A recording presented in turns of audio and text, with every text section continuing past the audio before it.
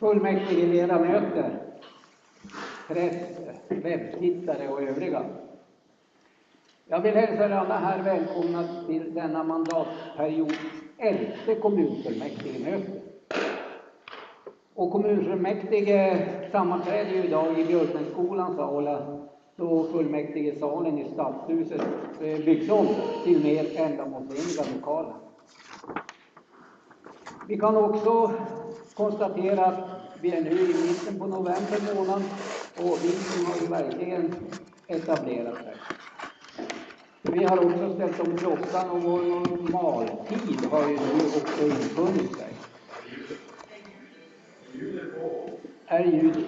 Ja, myggan är på. Hör ni mig i övrigt?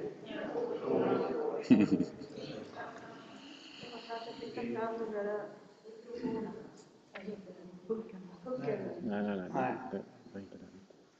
Ska vi se, en tekniker på språng där uppe. Ja.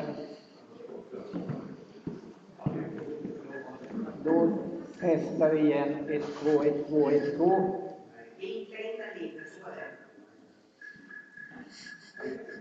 Hörs det bättre nu? Nej. Inte? Ja. Vad funkar micken när ni pratar? Micken verkar funka. Nu! Bra.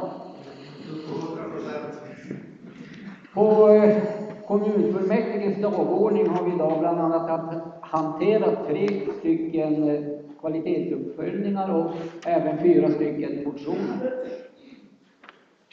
Jag som säger det här är Leif Nordström, Socialdemokraterna ordförande i fullmäktige. Och här på min högra sida sitter fullmäktiges första vice ordförande Maria von Frans, Moderaterna, och därefter fullmäktiges andra vice ordförande Lena Nilsson, Socialdemokraterna. Sen ute på kanten också har vi kommunstyrelsens första vice ordförande Sean Marglic. Till vår hjälp har vi också här på min vänstra sida vår kommunsekreterare Ingelina Edström och vår kommunjurist Daniel Berg. Och längst bort till vänster sitter också de unga och duktiga företagare som sköter dagens webbsändningar på plattformen YouTube. Men tyvärr så är det så att vi kan inte sända dagens sammanträde ut i vår lokalradio. Det är ju på grund av våra lokalbyten. Innan jag då lämnar över ordet till Ingelina Edström för upprop och förslag till justerare vill vi här i presidiet ta upp en ordningsfråga. Det är nämligen så här att i fullmäktiges arbetsordning, paragraf 22, så står det så här att den som har rätt att delta i fullmäktiges överläggningar har också rätt till ett kort inlägg på högst 2 minuter för en replik med anledning av vad en talare anfört. Och inlägget görs ju då omedelbart efter den talare som då har på begäran att göra inlägget då framställt. Och sen finns det också möjlighet till en svarsreplik. Så att vi försöker hålla oss till den ordningen fortsättningsvis. Då Ingelina. Då kör vi. Varsågod. Mikrofon. Kan du hålla micken? Håll den. Jag tror att jag är jättenära. Det är på bild då. Och håll den här så vi kör. Claes Nordmark. Inte här. Först inte. Lis-Marie Nilsson. Inte här. Lis-Marie Nilsson. Hon är inte här. Hon är inte här. Det rör sig ingenting. Men om jag skriker på upprop. Vänta, det kommer. En mikrofon. Kan man hålla i den så jag kan hålla? Jag måste ha mina händer. Ja. Leif Pettersson. Rösträtt.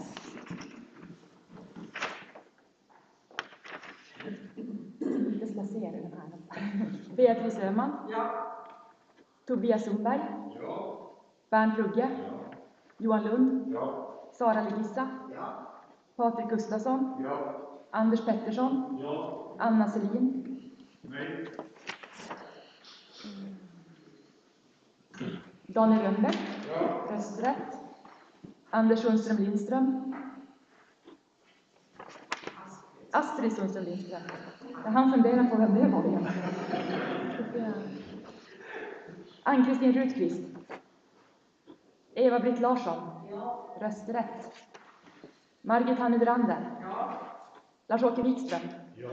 Conny Sundqvist. Annika Essén. Rösträtt. Håkan Jansson. Ja. Sara Wander. Paul Holmgren. Rösträtt. Lena Goldkull. Susanne Holmgren. Lennart Synnergren. Rösträtt. Glenn Blom. Peter Kristoffersson Lomaka. Bo Björklund. Katrin Isaksson. Peter Bom. Nej. Katarina Palm. Rösträtt. Anna-Karin Nylund. Emma Snellman. Rigmor Åström. Olle Lindström. Göran Årman. Rösträtt. Susanne Törnäs. Fredrik Rovag. Torbjörn Larsson. Rösträtt. Susanne Ström. Kenneth Backgård. Matilda Lundström. Eili Blomdahl. Inger Westman Arvesen. Tommy Kovero. Maria Prellwitz. Rösträtt. Julina Gustafsson. Johan Selin.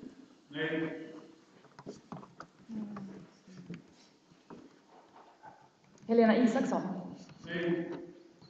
Då var det slut ersättare för Moderaterna. Leif Nordström. Ja. Christer Fjällström. Lena Pansare. Håkan Berg. Maria Forsans. Anna Örling. Maria Wikström Nordmark. Jim Öhman. Mikael Engström. Lena Nilsson. Helge Stålnacke. Egon Palo. Hans Grönberg. Rasmus Joneland. Berit Ekeven. Tobias Nilsson. Harry Hannu. Maria Hedmark. Lars Nilsson. Robert Lund.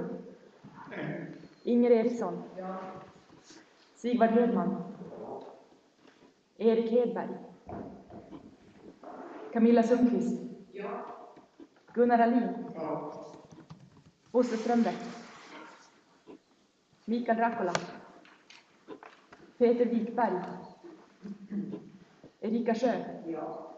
Och Siad Maglic. Och det var alla. Kan vi föreslå Hans Grönberg och Tobias Nilsson som justerare? Då föreslår vi Hans Grönberg och Tobias Nilsson som justerare. Kan vi välja då? Ja. Är ni beredda? Ni är med på båten, va? Okej.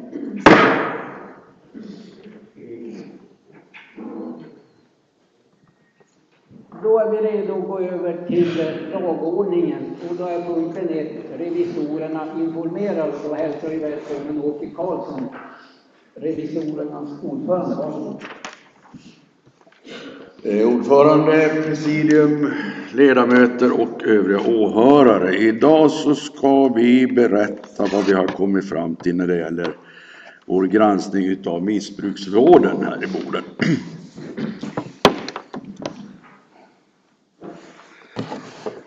Uppgiften till revisorerna var att granska om socialnämnden säkerställer att det finns tillräcklig styrning, uppföljning och kontroll vad gäller missbruksvården i kommunen.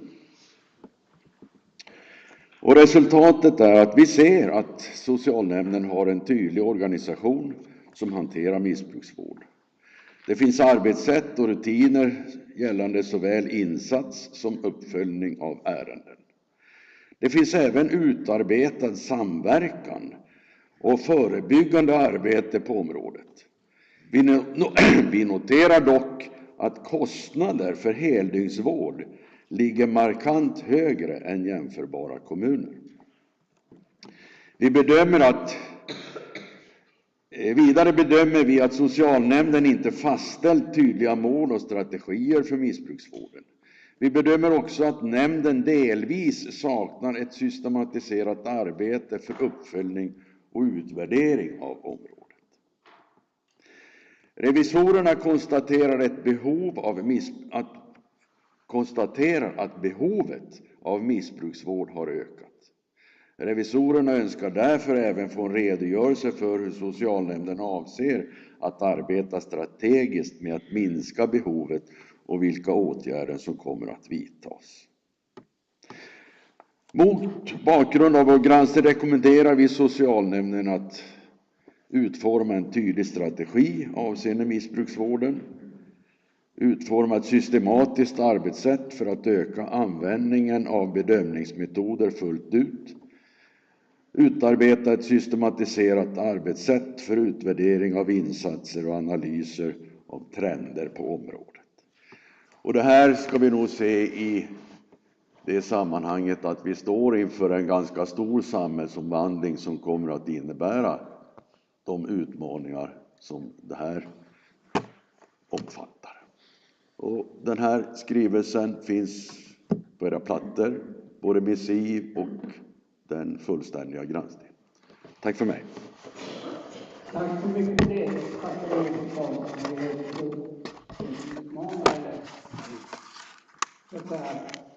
det är ju så att revisorerna arbetar på uppdrag här från oss i fullmäktige. Tack för det också. Då har vi punkten 3 på dagordningen, delgivningar. Och de är ju då utsända, kan vi också anse de föredragna. Svar ja.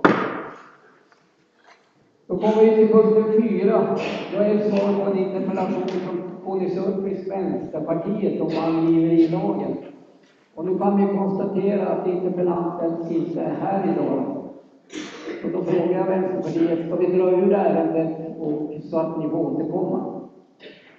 Det går bra att läsa upp den och avsluta den. Okej, då gör vi så.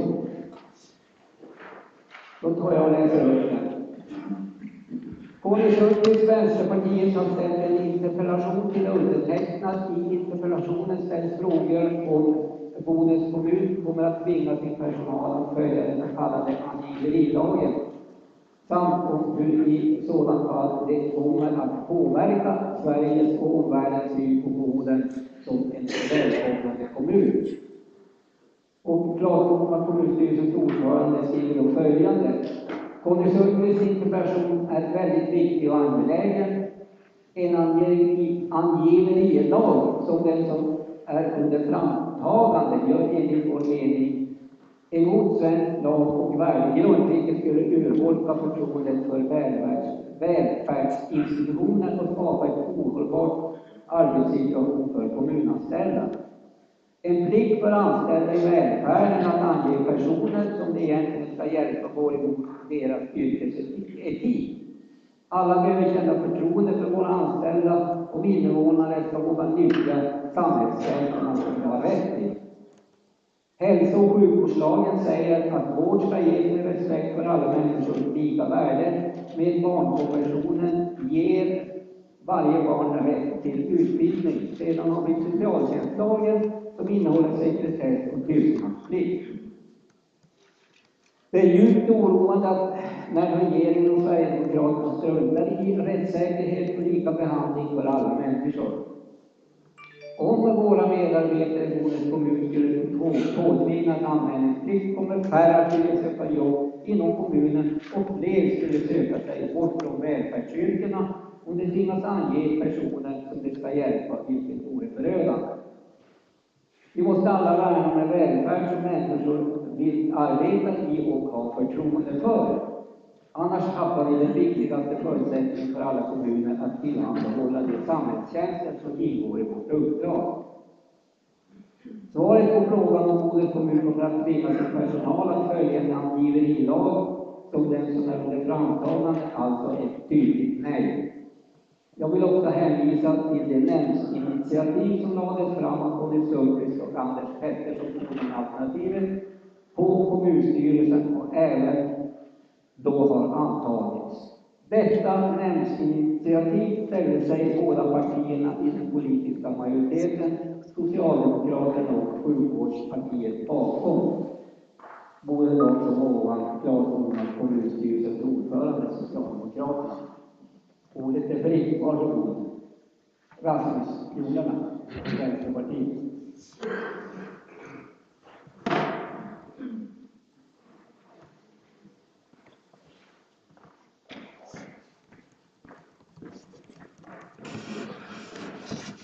Vänsterpartiet tackar för ett väldigt fint svar. Det var väldigt, väldigt bra. Tackar så jättemycket. Tack för det. Då är Tobias Sundberg har också begärt ordet. Varsågod Tobias. Och sen Lars-Åke Wikström.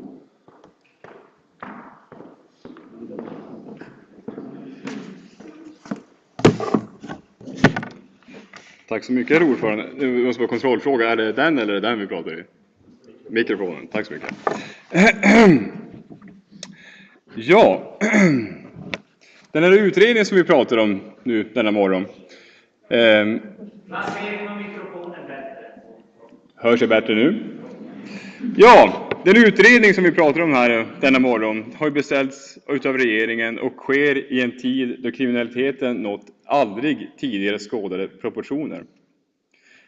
Hela samhällssystemet hotas av den organiserade brottsligheten med skjutningar, droghandel och en så pass omfattande ekonomisk brottslighet att summorna uppgår till hundratals miljarder kronor.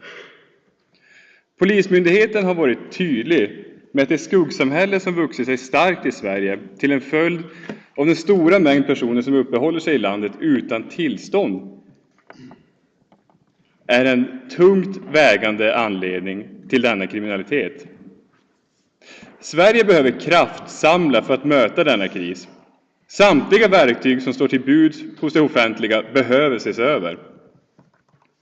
Det förslag som debatteras här idag, en anmälningsplikt för offentliganställda att anmäla personer som kan antas uppehålla sig i landet otillåtet, det är absolut en tung börda för de anställda att bära.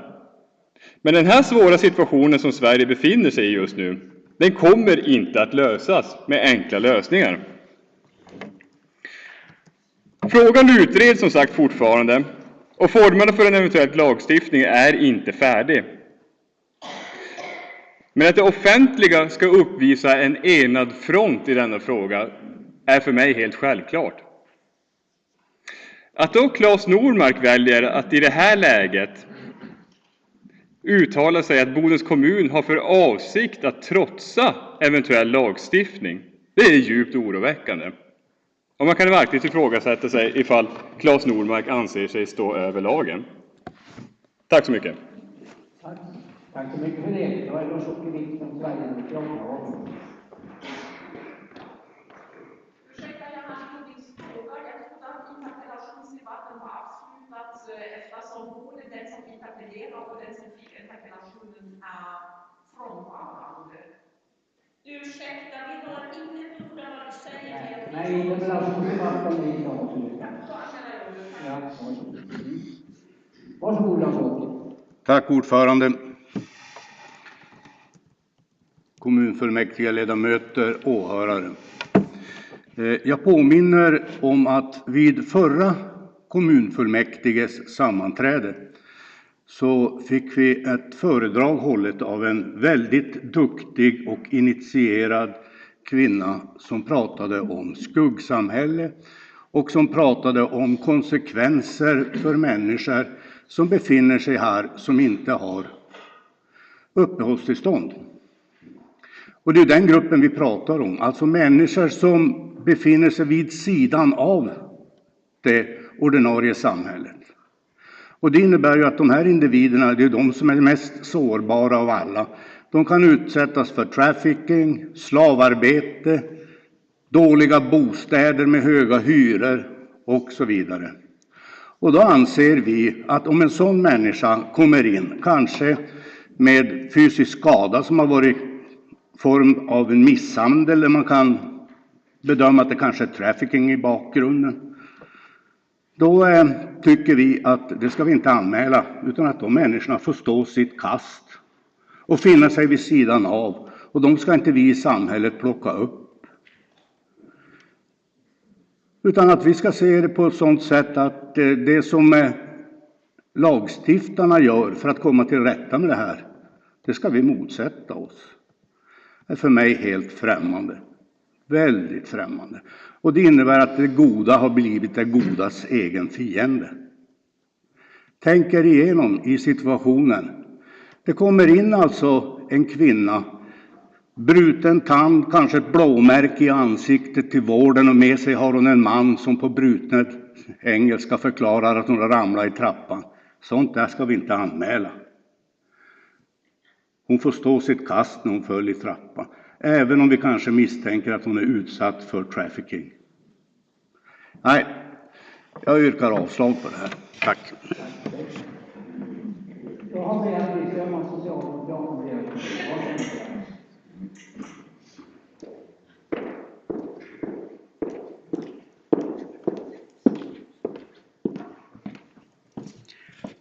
Tack ordförande, presidiet, kommunfullmäktiges ledamöter och tekniken som har sett till att vi har mikrofonstativ denna gång. Det tackar jag för särskilt, eftersom det var jag som kastade mikrofonen av misstag, som jag vidhåller förra gången.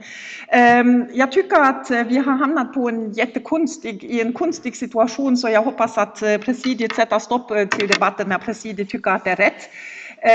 Enligt ordningen är det så att den som har fått en interpellation kan skicka vidare interpellationen till någon annan som också kan besvara den. Interpellanten är inte här idag, det var det jag sa när man inte hörde mig. Den som har fått interpellationen är inte här idag heller. Mitt uppdrag att ta på mig den interpellationsdebatten, den togs över av presidiet, så att jag trodde att vi inte skulle ha den debatten. Men nu står jag här i alla fall och har blivit interpellerad i Claes Nordmarks frånvaro. Vi tog den här frågan redan på kommunstyrelsen. Det är ju inte samma forum.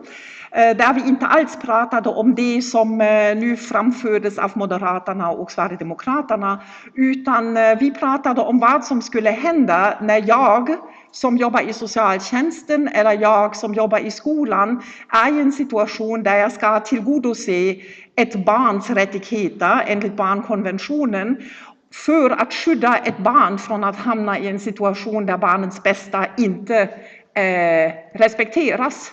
Och det är till exempel genom att av något skäl veta att en förälder till exempel har fått ett utvisningsbeslut, och att det då enligt barnkonventionen skulle vara barnets bästa att anmäla en förälder istället för att säkerställa barnets rätt till utbildning som det står i barnkonventionen.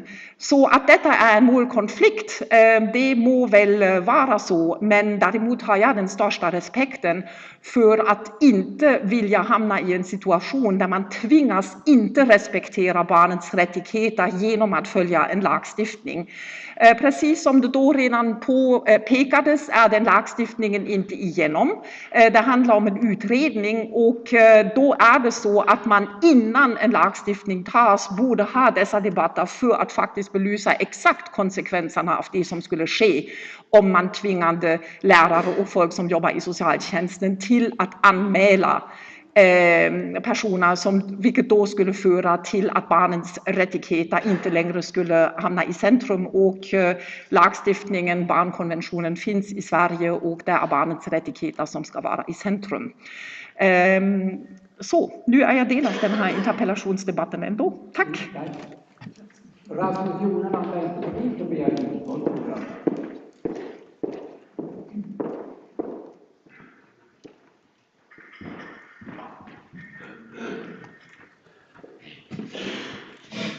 Tack så hjärtligt.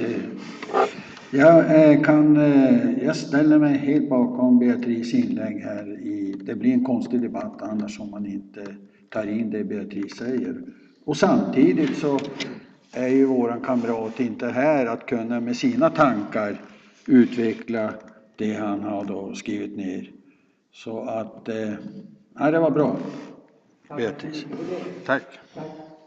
Tobias Lundberg har begärt ordet då. Moderaterna, varsågod.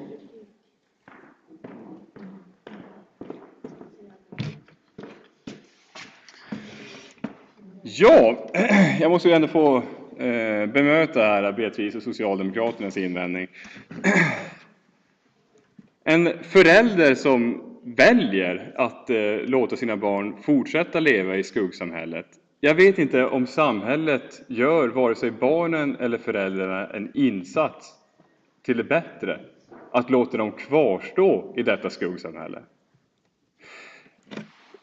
I övrigt så är det ju också så att den stora majoriteten utav de personer som uppehåller sig i Sverige otillåtet, illegalt, har ju på något vis haft kontakt med myndigheter sedan tidigare och därefter fått ett avslag.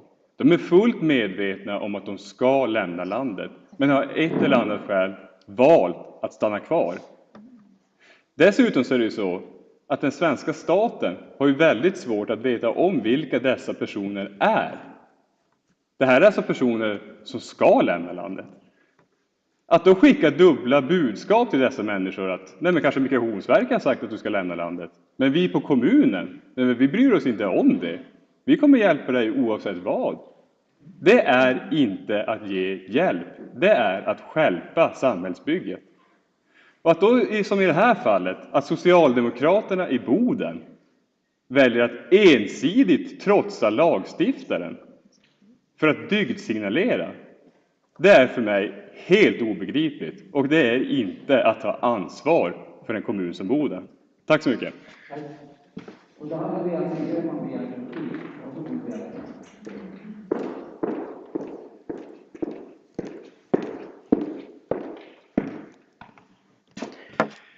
Socialdemokraterna i Boden trotsar nu en lagstiftning som man på kommunstyrelsen påpekade inte var en lagstiftning utan en utredning om en eventuellt kommande lagstiftning. Vilket gör att jag tycker att det är för våra partier en demokratisk rättighet att uttala sig om det som skulle hända om den lagstiftningen blev verklighet. Jag säger i förväg att jag är redo att avsluta mitt anförande den sekunden jag får en signal. Min mamma föddes 1936 i Tyskland. Det fanns ett jättestort skuggsamhälle i hela Europa under hela andra världskriget och ett antal år innan dess. Av judiska föräldrar som såg till att deras barn skulle kunna lämna Tyskland innan det var för sent. Och det fanns många föräldrar, miljoner, som inte träffade sina barn igen eftersom de var inte kvar efter andra världskriget. Så den enas skuggsamhälle är den andras säkerhet. Så jag pratar om barnens rätt till utbildning. Det har ingenting att göra med någonting annat än det. Att respektera barnkonventionen, det är att säkerställa att barn kan gå i skolan i det samhälle där de har hamnat. Och jag har jättesvårt att förstå på vilket sätt det skulle vara bättre för ett barn att utvisas som just nu befinner sig i en skola. Tack så mycket för det. Hade du begärt en tid? Jag såg inte. Ja, varsågod. Nej, men då får du ställa dig på kommunala listan. Ursäkta. Var han före? Okej. Då är det talarlistan. Tack ordförande och presidium. Det är ju inte barnkonventionen vi diskuterar här. Det vi diskuterar är en lag som ska gälla samtliga, inte endast barn. Det är alltså en lag som ska gälla samtliga människor som befinner sig i Sverige, som saknar uppehållstillstånd och på så sätt är illegala migranter och ska lämna landet enligt gällande lagstiftning. Och de har fått det här beskedet av Migrationsverket, eller så har de kommit hit på ett visum som varande utanför Schengen och stannat över 3 månader och vägrat åka hem. Det är det vi pratar om. Sen så tycker jag att det blir ganska mycket lösa antaganden om vad som ska hända och inte hända om den här lagen antas.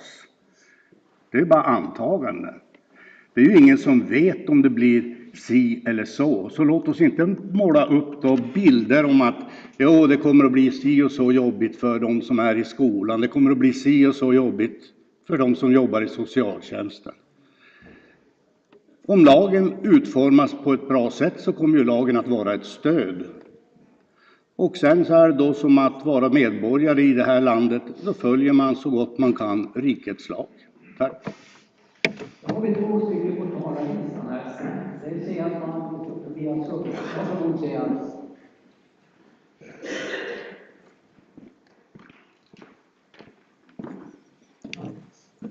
Tack ordförande. Fullmäktige. Jag börjar fundera lite grann. Är det här ärende som ska avslås eller yrkas bifall? Det är ett svar. Och jag håller med att en del tycker lite annorlunda. Men samtidigt, vi har också i majoriteten rätt att uttrycka sina synpunkter och framföra våra synpunkter. Jag tror inte att man ska yrka avslag som det var någon som yrkade avslag. Det är bara ett svar, vill jag påstå. Tack. Tobias Ullberg.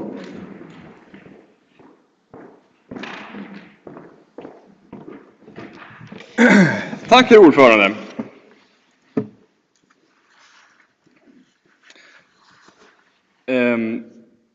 Beatrice, att jämföra den här utredningen för ett lagförslag med judiska pogromer i Nazityskland på 30-talet, det tangerar väl ändå kanske det osmakliga, skulle jag säga.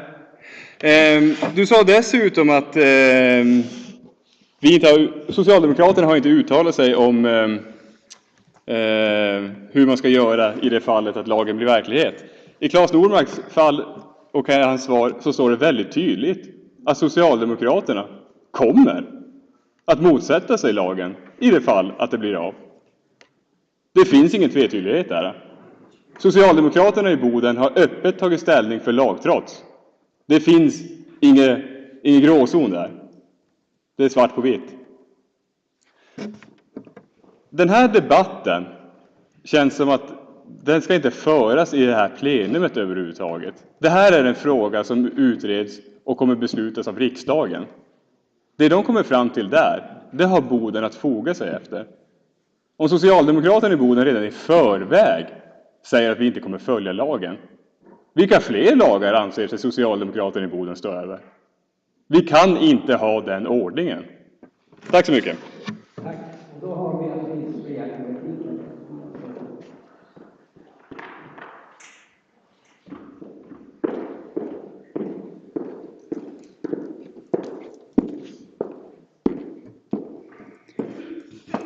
Jag vet att jag inte kommer att ha det sista ordet i den här debatten som inte är en interpellationsdebatt mellan Conny och Claes utan som har blivit en principstrid mellan sidorna. Däremot kan jag säga att jag verkligen välkomnar den där stridsfrågan mellan sidorna eftersom det visar hur otroligt olika vi tittar på vårt samhälle. Det som den ena tycker osmakligt tycker den andra kanske är väldigt värdefull att ha påpekat. Ja, lagstiftningen är inte tagit än, det hörde vi på kommunstyrelsen, det handlar bara om en utredning. Däremot ska Socialdemokraterna inte få säga i förväg vad de tycker om den här lagstiftningen. Då är det plötsligt en lag trots ifall lagen skulle bli verklighet. Det är ju i allra högsta grad en riksdagsfråga då. Men däremot kommer jag, så länge som jag har möjligheten, eftersom någon har interpellerat oss i den frågan, också fortsätta att säga precis vad jag tycker i den frågan. Och precis som säger att vi har redan tagit ett beslut om att faktiskt uttala oss gemensamt med Vänsterpartiet och Bodenalternativet i den frågan. Så att det egentligen idag bara är en interpellation. Vi har kommit på ett väldigt konstigt ställe här, men jag tackar ändå för tillfället nu i efterhand att få göra det. Kanske var det dags att vädra vad man känner. Tack. Kenneth Backgård och Björk. Varsågod.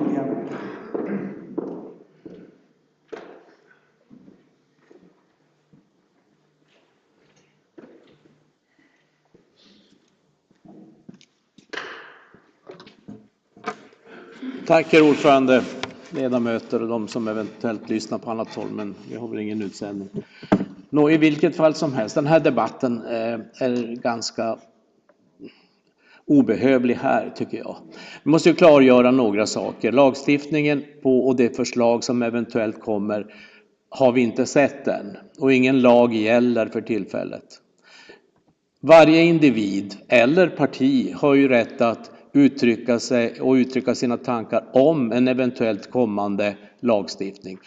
Det är ju den påverkansmöjlighet man har, det vill säga nu, före en eventuell lagstiftning kommer. Vi har haft uppe det här på SKR också, hälso- och sjukvårdsdelegationen. Och en klarhet är ju då att där är det upp till var och en partier att ta ställning. En myndighet som man då kan betrakta Bodens kommun kommer i alla fall inte jag att medverka till skulle ta en ställning mot en lagstiftning och yrka på att medarbetare skulle trotsa lagen. Men det är en helt annan situation. Den lagen finns inte än. Det gäller även hälso- och sjukvården i regionen. Regionen kommer sannolikt inte, nu är det inte vi som sitter i ledningen den här mandatperioden, men jag uttrycker mig så, sannolikt inte att ta ställning och säga att ni ska trotsa lagen, om den skulle komma. Det kommer nog inte Bodens kommun att göra heller. Jag kommer i alla fall inte att medverka till det. Däremot så har jag min fulla rättighet och vi som parti att uttrycka våra synpunkter före en eventuell lagstiftning kommer. Och det är det här handlar om. Vi tycker att det här i så fall blir fel. Man kan använda argument för och emot, och det användes nu om barn och människor som kommer in och kanske är blåslagna och det ena med det tredje. Visst, sådana situationer kan uppstå. Men är det någon av er som tror att hälso- och sjukvårdspersonalen, nu är det ju upp till var och en naturligtvis, men överlag hälso- och sjukvårdspersonalen kommer att kunna eller vilja anmäla? Jag har hört stämningar i olika sammanhang bland sjuksköterskegrupper och många andra. De är djupt olyckliga om det här skulle bli en lagstiftning. Och vad händer om det blir det? Det här är väldigt viktigt. Då kriminaliserar man deras beteende om de inte anmäler. Då blir det riktigt satt på sin spets. Så det här ska man komma ihåg. Om det är någon som inte anmäler då, så då har man alltså trotsat en lagstiftning. Men jag tror inte en myndighet, vare sig kommunen eller regionen, kommer att uppmana sina medarbetare att trotsa en lagstiftning. Jag kommer inte att medverka till det i alla fall, men jag har min rätt att uttrycka mig för det. Tack för ordet. Så mycket för det. Hade Tobias begärt replik eller? Du tar ordet. Nej, du står på talarlistan. Varsågod.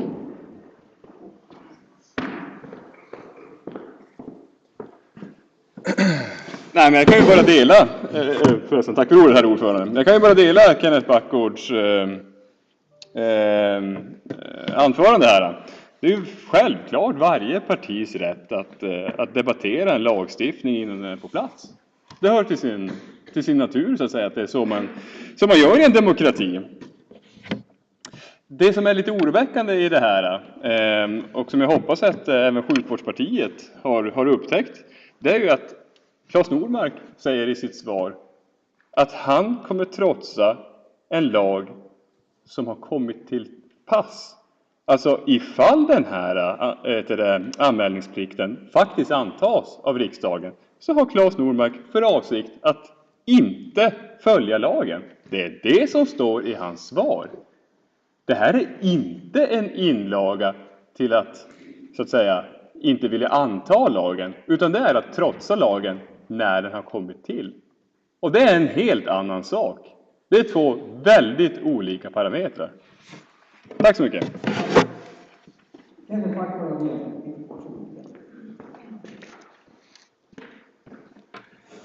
Tack.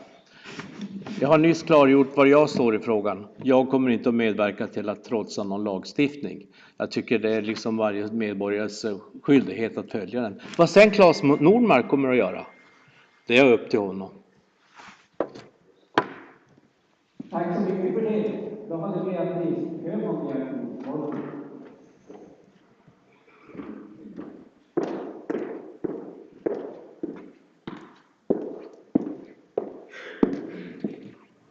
Jag återkommer till början av interpellationsdebatten där jag egentligen hade tänkt gå upp och läsa ordagrant det jag hade blivit ombett att läsa ordagrant, nämligen Claes Nordmarks svar på interpellationen. Och så här står det. Det var ju redan föreläst, men jag tror nu i sambandet är det bra att påminna om vad det är som Claes egentligen sa. Hälso- och sjukvårdslagen säger att vård ska ges med respekt för alla människors lika värde, medan barnkonventionen ger varje barn rätt till utbildning. Sedan har vi socialtjänstlagen som innehåller sekretess och tystnadsplikt. Det är djupt oroande när regeringen och Sverigedemokraterna struntar i rättssäkerhet och lika behandling för alla människor. Om våra medarbetare i Bodens kommun skulle påtvingas en anmälningsplikt kommer färre att vilja söka sig till jobb inom kommunen och fler skulle söka sig bort från våra välfärdsyrken om de tvingas att ange personer som de ska hjälpa, vilket vore förödande. Vi måste alla värna om en välfärd som människor vill arbeta i och ha förtroende för, annars tappar vi den viktigaste förutsättningen för alla kommuner att tillhandahålla de samhällstjänster som ingår i vårt uppdrag. Svaret på frågan om Bodens kommun kommer att tvinga sin personal att följa en angiverilag som den som är under framtagande är alltså ett tydligt nej. Här står det inte att man kommer att trotsa lagen och tvinga sin personal att inte säga någonting. Däremot tycker man att man ska ha den demokratiska rättigheten att följa den lagstiftning man arbetar under. Det är det som står i svaret till interpellationen. Jag tyckte att det var viktigt att det skulle påpekas att det är helt enkelt inte det som sägs. Tack. Varsågod Tobias Rödin.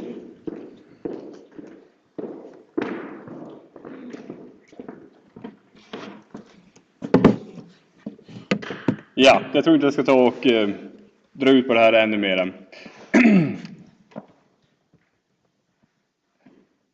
Att Bodens kommun kommer inte tvinga sin personal att följa lagen.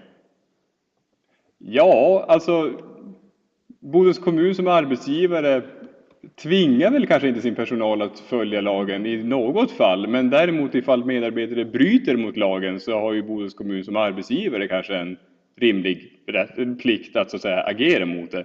Och jag tror inte att vi kan tolka det här på annat sätt att det är det som Claes Nordmark här avser. Tack så mycket. Tack. I och med det så är interpellationsdebatten avslutad. Egon Paul, har du begärt ordet?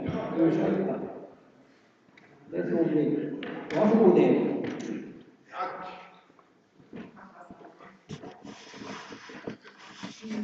Tack ordförande, ledamöter och av folket valda representanter i fullmäktige. Jag ska bara göra en liten kort inlägg här. Alltså den informationen som jag lyckas ta mig till del utav press och media, det är att det befinner sig ungefär 100 000 människor här utan uppehållstillstånd som egentligen är anmodade att lämna landet. Och då vill jag ju nu att var och en tänker efter lite grann. Hur försörjer sig de 100 000? Varifrån får de sin mat på bordet? Hur går det till? Var bor de?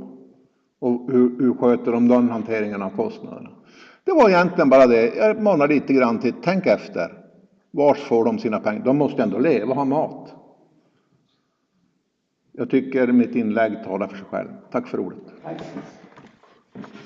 I och med detta så är interpellationsdebatten avslutad. Då kommer vi till punkten 5 på dagordningen. Kvalitetsuppföljning, arbetsmarknad och utbildningsnämnden. Och här är då kommunstyrelsens förslag att kommunfullmäktige godkänner återrapporteringen. Varsågod. Arbetsmarknads- och utbildningsnämnden har i strategiska planen 2023-2025 fått i uppdrag att lämna en kvalitetsuppföljning till fullmäktige. Uppföljningen ska ge en bild av det kvalitetsarbete som sker inom gymnasieskolan. I kvalitetsrapporten finns en nulägesbild och en beskrivning av hur ekonomin ser ut för gymnasieskolan.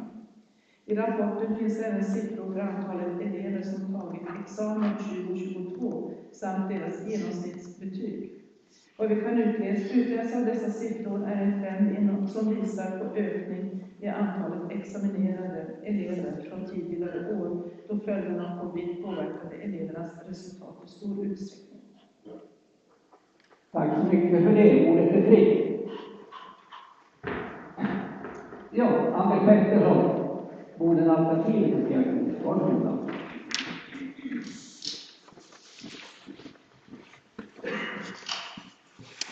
Ordförande, presidium, ledamöter och åhörare.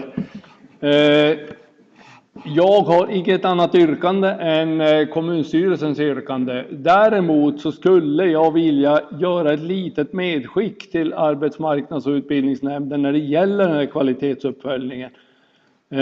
För ungefär 2 år sedan, eller närmare exakt 2 år sedan, så behandlade vi en motion i fullmäktige som berörde lite grann utav målet för gymnasieskolan. Och då pratade vi, och vi hade dessutom ett antal träffar där vi diskuterade lite grann om inriktning av olika program och liknande inom gymnasieskolan. Och en av de delarna som vi var ganska överens om allihopa, det var ju det viktiga att vi i kommunen planerar och genomför utbildningsprogram som stämmer överens med vad branschen behöver. Vilka typer av yrken kommer vi att behöva väldigt mycket arbetskraft i framtiden? Och den här motionen som vi behandlade, den ansågs då besvarad. Vi hade skrivit en motion där vi ansåg att man årligen skulle rapportera av till den här församlingen, till fullmäktige, om hur det stämmer överens med de som går ut från gymnasiet, hur det stämmer överens mot branschen. Och då tyckte man i svaret att den motionen var besvarad, att man redan jobbade i den andan. Och då skulle jag i samband med att man får en sån här uppföljning, då borde det ha funnits med lite mera data omkring just den biten. Hur ser det ut idag? Behov av vårdpersonal, behov av andra yrkeskategorier. Hur stämmer det överens med de som tar examen i vår gymnasieskola? Det är bra statistik på andel som tar examen. Men stämmer det överens mot vad branschen, näringslivet behöver i vårt samhälle? Det är ett litet medskick till nämnden att man kanske, eller jag skulle i alla fall önska att det fanns en tydligare koppling i en sån här återrapportering som man gör. För det är trots allt fullmäktige som behöver den informationen. Tack. Tack så mycket. Men bifall till kommunstyrelsens förslag. Ja, tack. Johan Lund, Socialdemokraterna. Varsågod. Tack ordförande, tack Anders för påminnelsen. Jag yrkar bifall till liggande förslag till beslut. Och vi tar med oss det.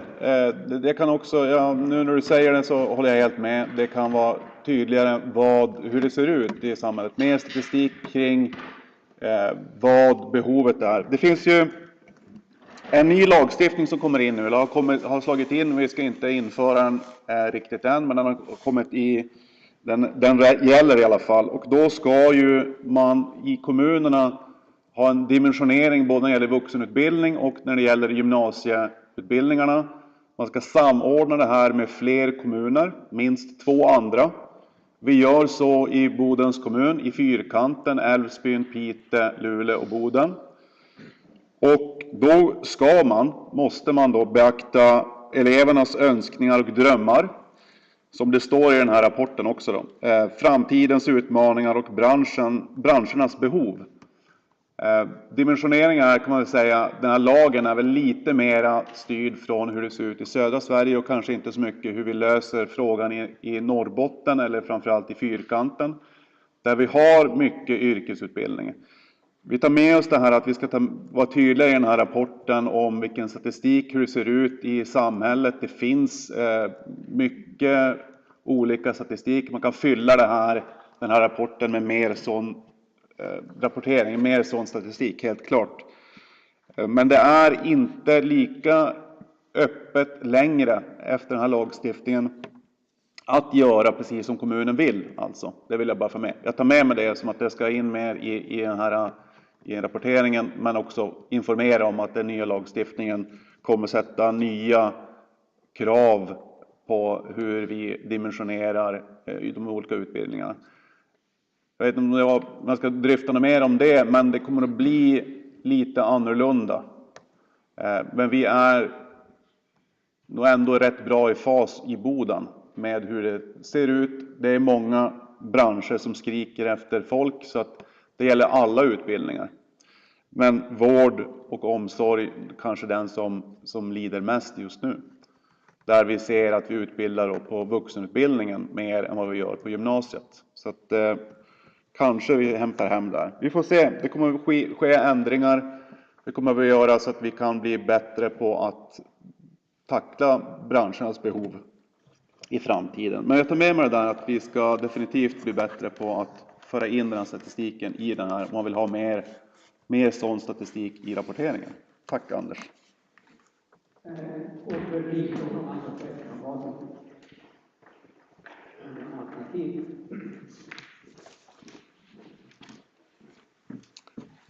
Tack för det Johan. Det är ju komplexa frågor. Det är ju inte helt enkelt att vi i kommunen prickar rätt när det gäller de här bitarna, för det är så många bitar som ska stämma in. Men jag tror att det är värdefullt för fullmäktige att få någon form av återrapportering över hur det egentligen ser ut. En viss bransch ropar efter sig och så många arbetare, men i våra program i gymnasieskolan så kan vi bara få fram ett fåtal av det. Sen är det ju precis som du säger, samarbetet med andra kommuner och hur vi lägger upp de utbildningarna, vilken kommun som satsar på vad. Det är ingen lätt fråga, men jag tror att det vore värdefullt för fullmäktige att veta ungefär hur det ser ut i våran kommun. Tack. Tack. Jag finner att vi inte har någon fler på talarlistan när vi då redo går till beslut. Beslutade om kommunfullmäktige att godkänna återrapporteringen. Med de här medskicken.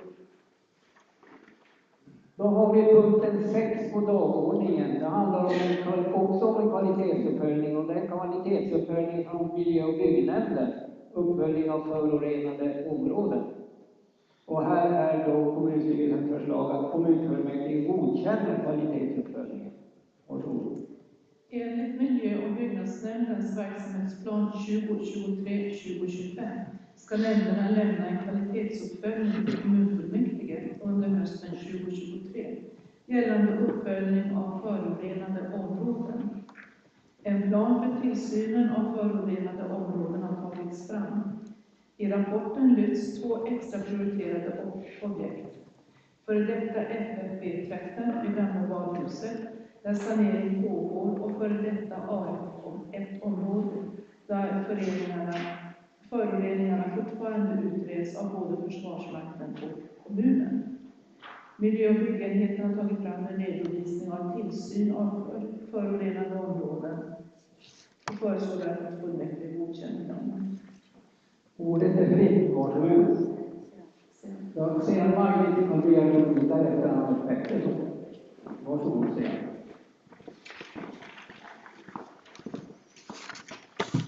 Tack ordförande kommunfullmäktige. Jag vill passa på och vid den här tillfället meddela ledamöter och oss inom Bodens kommun och medborgare att vi håller på att förbereda en utförligare omfattande information om olika förorenade områden i Bodens kommun. Cirka 300 förorenade områden exklusive Försvarsmaktens förorenade områden. De själva är ansvariga för sina områden för att utreda och sanera. Men i närmaste framtiden kommer vi med en karta över förorenade områden och lite mer information. Tack.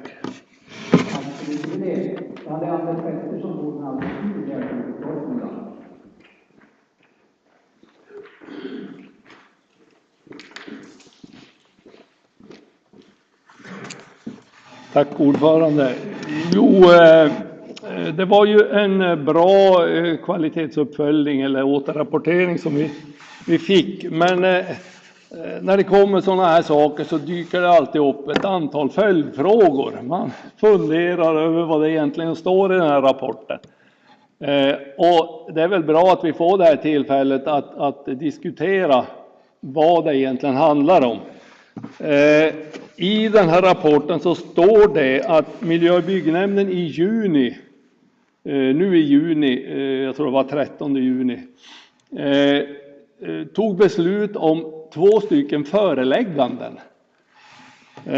Och de föreläggandena, de var riktade mot kommunstyrelsen.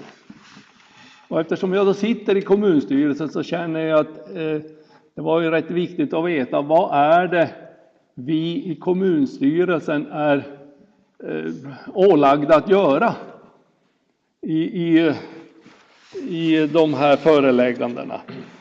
Så jag var inne och läste lite noggrannare i protokollet från Miljö- och byggnämnden. Och då står det där att kommunstyrelsen är förelagd att utreda spridningen av PFAS i Bodån.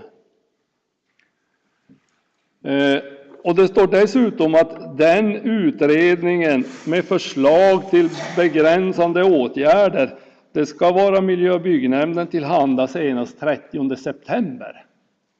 Det här året, alltså för någon månad sedan. Och då blir en naturlig fråga, har den återrapporteringen till Miljö- och byggnämnden skett?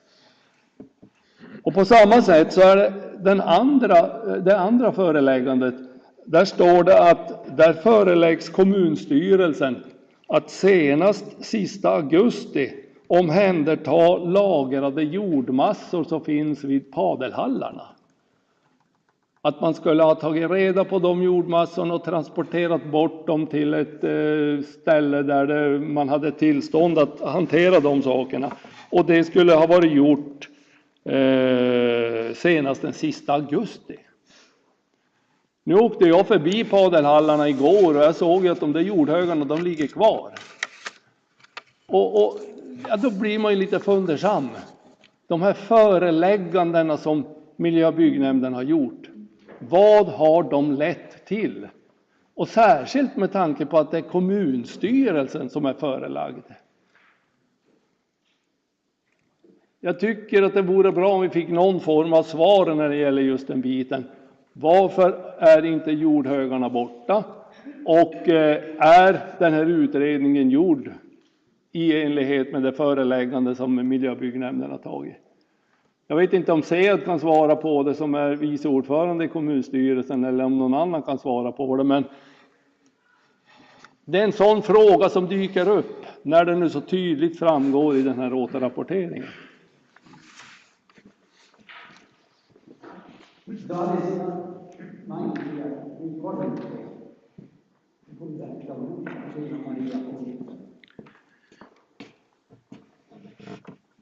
Du har rätt Anders. Vi har fattat 2 beslut angående de jordmassor bak i padelhallar. Och sen angående föroreningar som sprids ut med dagvatten i Bodån. Det är begärt lite mer tid från samhällsbyggnadsnämnden för att kunna genomföra vissa utredningar. Och när det gäller jordmassor, vi är i samtal med Fortum som ska omhänderta, men det dröjer lite grann. Tack.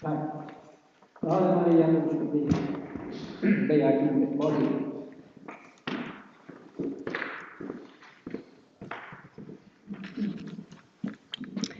Ja, tack ordförande, presidie och fullmäktige ledamöter. Det känns väl bra då som Sverigedemokrat och vi som har lagt de här motionerna, frågorna i våran egen nämnd miljö och bygg, att man måste ta ett helhetsgrepp vad gäller föroreningarna i Boden. Och vi från Sverigedemokraterna har bett att få en samlad bild av det, en typ av kartbild, för här går ju föroreningar in och ut i varandra. Jag sitter i nämnden och jag visste inte att det här nu var på gång, men vi kanske får veta det nästa gång, ser jag. Samma sak har vi från Sverigedemokraterna efterfrågat. Vad händer med de här jordmassorna? Eftersom de flyttades ju av kommunen själv. Ansvarig person nämnde det på ett fullmäktige, att vi från kommunen har flyttat jordmassor själva. Vad gäller PFAS och PAFOS-föroreningarna, så länge de ligger stabilt, att man inte rör i dem, så är de mindre farliga. Men så fort man börjar röra i det här skiten och flytta det, då händer det grejer. Och vi har även frågat vad som händer med det som går ut i Bodån och i recipiententräsket. Så verkligen att vi får svar på det här nu. Tack.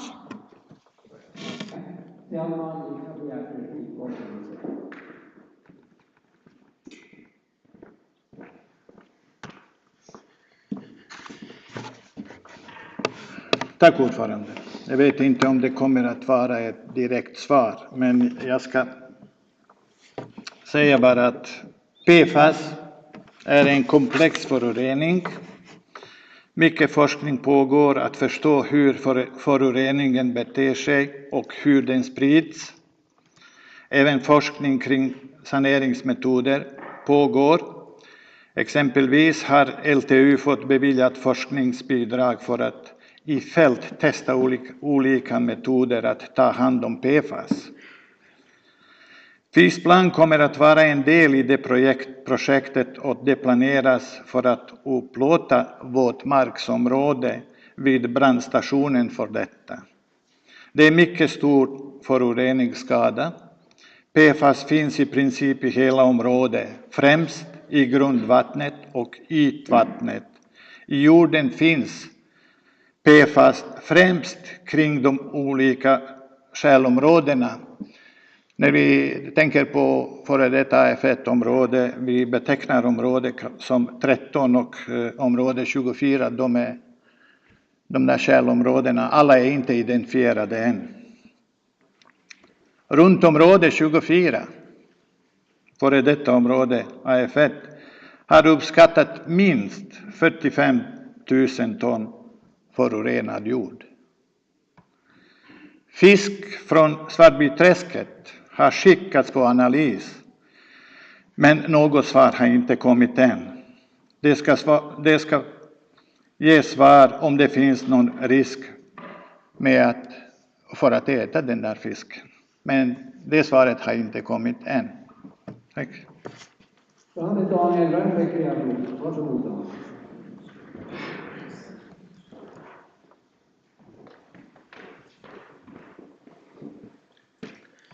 Tack ordförande. Eftersom vi har en representant för presidiet i kommunstyrelsen på plats, så skulle jag vilja ställa frågan varför inte kommunstyrelsen har blivit informerad om att vi har fått ett föreläggande emot oss från miljö- och byggnämnden. Vad är orsaken till att kommunstyrelsen inte har blivit informerad? Man blir lite konspiratorisk ibland. Tack.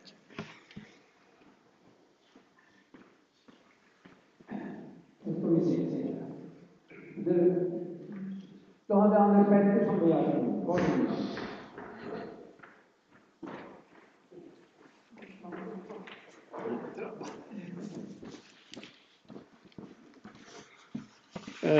Tack ordförande. Jo, jag var inne lite grann på samma tankar som Daniel är inne på.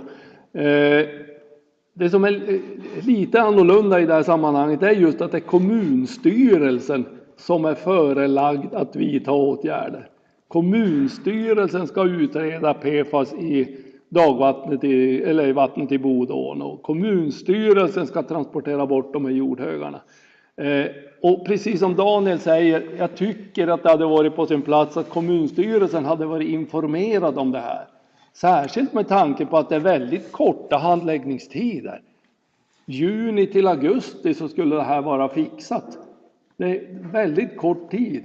Det borde på något sätt ha varit någon form av information till kommunstyrelsen om vad det här handlar om.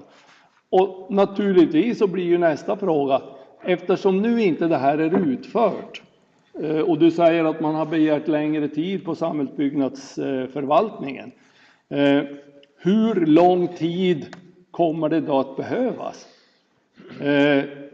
I normalfallet är det ju så att när inte utföraren genomför det han blir förelagd, då fattar ju miljöbyggnämnden ett nytt beslut, och då i form av ett vitesföreläggande. Är det som då kan tänkas ske när miljöbyggnämnden träffas nästa gång? Det dyker upp en massa frågor kring det här.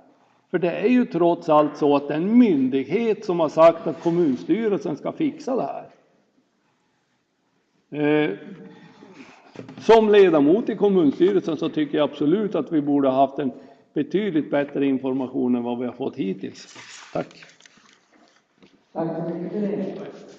Jag har Magnus Björk, varsågod.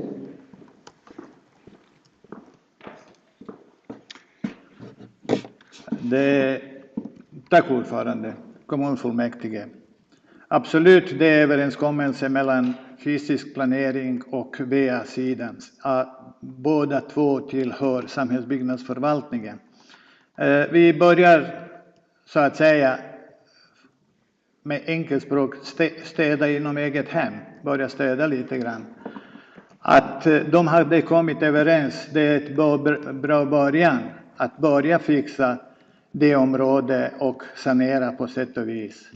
Vi har olika aktörer på marknaden som kommer att hjälpa oss, men det är inte klart än, exempelvis med Rebab eller med Fortum som kan omhänderta. Vi försöker att minska kostnader för att åka med jordmassor till söderut.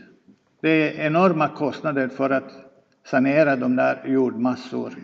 Och utredningar måste göras, och VA-sidan eller samhällsbyggnadsförvaltningen har begärt lite mer för att kunna genomföra de utredningar för att se exakt var någonstans ska de sätta de där spärrar för att förorena eller hindra föroreningen av Bodån.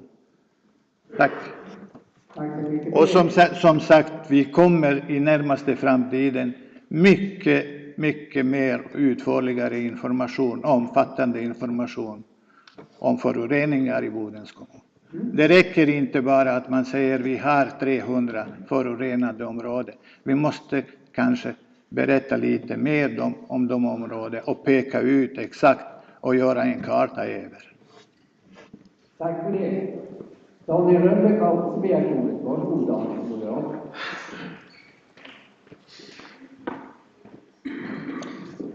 Tack ordförande, fullmäktige. Jag tycker det är ett väldigt viktigt och ett bra arbete som miljö- och byggnämnden gör och har initierat med att få en tydligare kartläggning på de förorenade områden. Det är ett arbete som ska fortsätta. Det är riktigt bra att det har påbörjats.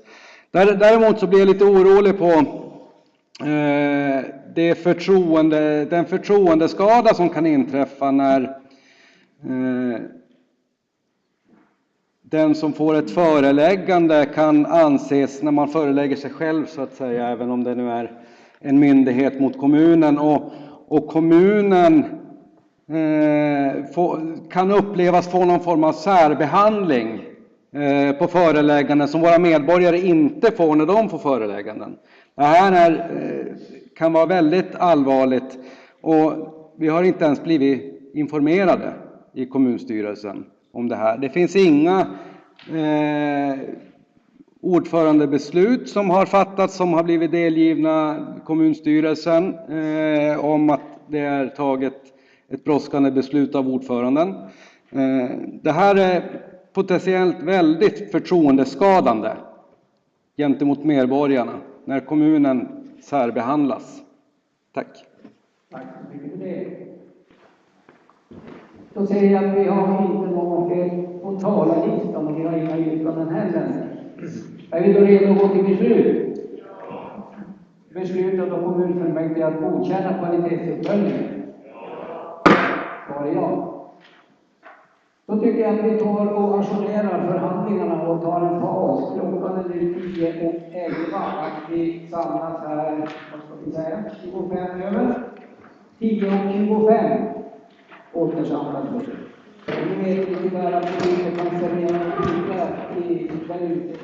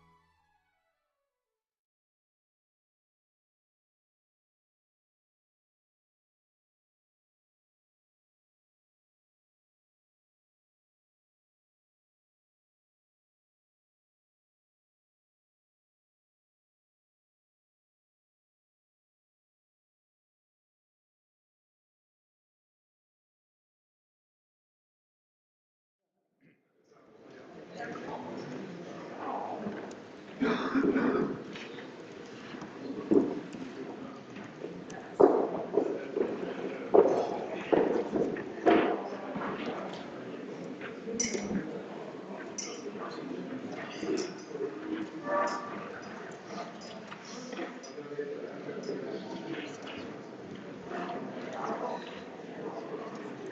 vi då redo att ta förhandlingarna? Var ja. Ärende 7 på dagordningen handlar också om en kvalitetsuppföljning, och det är kvalitetsuppföljning socialnämnden. Och det handlar om en uppföljning av implementering av den nya särskilda boendeformen biståndsbedömt trygghetsboende. Varsågod. Kommunfullmäktige gav i strategiska plan 2023-2025 särskilda uppföljningar. Socialnämnden fick uppdrag att följa upp implementeringen av den nya särskilda boendeformen biståndsbedömt trygghetsboende. I uppdraget angavs att uppföljningen ska avgränsas så att den fångar väsentligheter utan att den för den skulle bli för omfattande och resurskrävande. Återrapporten omfattar redovisning av statistik av in- och utflyttade och analys av aktuellt läge juni 2023 på kommunens biståndsbedömda trygghetsboende Åcenter. Tack så mycket för det. Och det här är då kommunstyrelsens förslag att kommunfullmäktige godkänner kvalitetsuppföljningen av den särskilda boendeformen biståndsbedömt trygghetsboende. Och här har Beatrice Öhman, Socialdemokraterna, begärt ordet. Varsågod.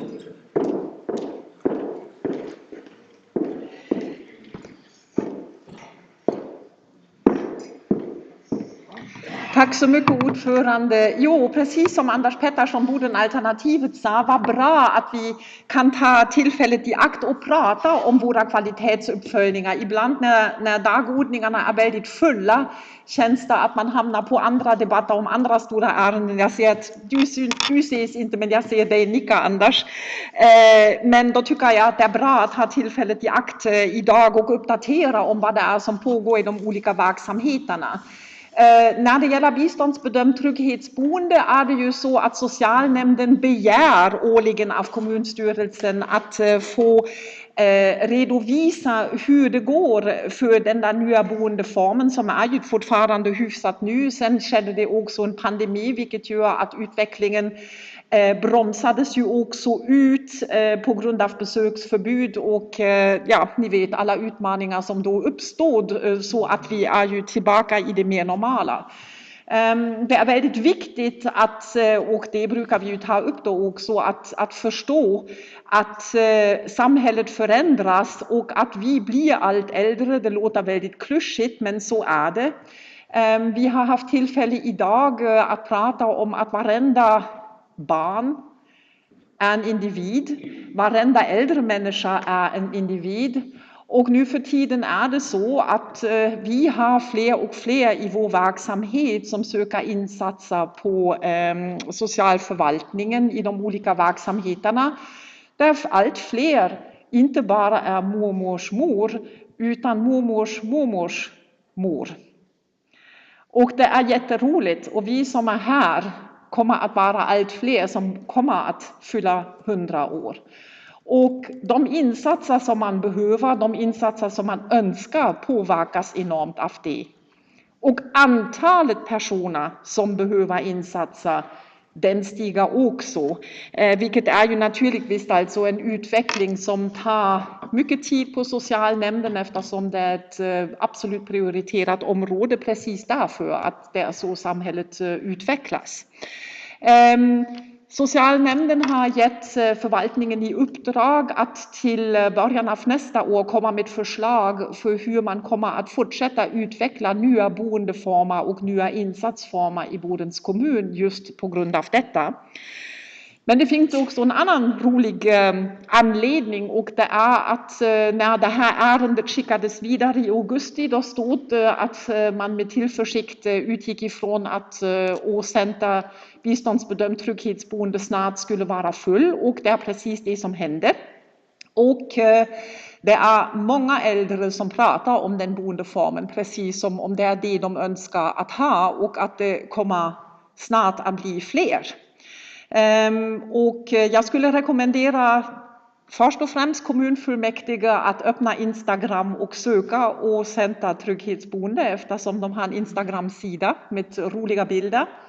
Om ni redan har det, då såg ni kanske att Åcenter igår hade basar från 13 till 17. Där man faktiskt sålde alla de alster som man hade tillverkat under covid när det var besöksförbud, när man inte kunde vara ute så mycket. Och då träffade jag också någon som sa till mig, vad glad jag är att jag har fått flytta in här. Så det här är otroligt viktigt att fortsätta presentera också på kommunfullmäktige eftersom det är en ny boendeform. Det är förändrade förhållanden för våra äldre. Vi vet hur det ligger till i kommunerna. Ni läser också tidningarna. Ni vet vad Sveriges kommuner och regioner säger om kostnaden för äldreomsorgen. De utmaningar som finns. Att vi har hög ambitionsnivå och att vi vill leverera det som behövs för våra äldre. Jag yrkar bifall naturligtvis till det liggande förslag till beslut. Det är ju att godkänna rapporteringen, men jag tänkte säga det finns 49 individer som bor där. Och det finns många fler individer som gärna vill ha en liknande boendeform. Och det finns många hundra i vår verksamhet som till exempel befinner sig på ett boende för personer med demenssjukdomar, som befinner sig på somatiska platser i stan, utanför stan. Så det här är ju en jättestor utveckling som vi kommer att fortsätta på. Och sen tänkte jag bara visa att när jag kom igår klockan 15 hade de lyckats sälja nästan allting, men jag fick en lånmössa. Tack. Tack så mycket för det. Då säger jag att vi har inga fler på talarlistan. Är vi då redo att gå till beslut? Beslutar då kommunfullmäktige att godkänna kvalitetsuppföljning av den särskilda boendeformen biståndsbedömt trygghetsboende? Svar ja. Punkten 8 på vår dagordning handlar också om en återrapportering, och det är en återrapportering av uppdrag från strategisk plan 2023 till 2025 om att utreda ett kommungemensamt beredskapsförråd för medicinskt förbrukningsmaterial. Varsågod. Kommunfullmäktige har i strategisk plan 2023-2025 gett socialnämnden i uppdrag att i samverkan med berörda nämnder utreda hur ett kommungemenskap beredskapsförråd för medicinskt förbrukningsmaterial kan organiseras och lokaliseras, samt vilka produkter som bör ingå. Uppdraget redovisas senast november 2023. Men utredningen, en stark försörjningsberedskap för hälso- och sjukvården, lägger fram sin slutrapport i februari 2024. Och rapporten kommer således att innehålla den information som krävs för att slutföra socialnämndens uppdrag att utreda en kommungemenskap beredskapsförråd för medicinskt förbrukningsmaterial. Tack för det. Och här är ju då kommunstyrelsens förslag att kommunfullmäktige godkänner att återrapporteringen av uppdraget att utreda ett kommungemensamt beredskapsförråd för medicinskt förbrukningsmaterial senare läggs till juni 2024. Varsågod, ordet är fritt. Jag finner ingen på talarlistan när vi då är redo att gå till beslut. Beslutar då kommunfullmäktige att godkänna återrapporteringen av uppdraget att utreda ett kommungemensamt beredskapsförråd för medicinskt förbrukningsmaterial, att vi senare lägger det till juni 2024? Svar ja. Punkten 9 på dagordningen handlar om en motion, och det är då en motion från Lars-Åke Wikström, Sverigedemokraterna, att förbättra hemtjänsten. Varsågod. Lars-Åke Wikström, SD, skriver i en motion till kommunfullmäktige att organisationen Seniorerna under 2022 jämfört landets 290 olika kommuner när det gäller hemtjänst. Boden kom på 147 plats medan Arjeplog kommun hamnar på en 9:e plats. Arjeplogs framgångsfaktorer angavs vara att de inte använde sig av en så kallad minutjakt vid planering samt att de hade en relativt låg sjukfrånvaro i hemtjänsten. Tack så mycket för det. Och här är då kommunstyrelsens förslag att kommunfullmäktige anser motionen som besvarad. Lars-Åke Wikström, Sverigedemokraterna, har begärt ordet. Varsågod.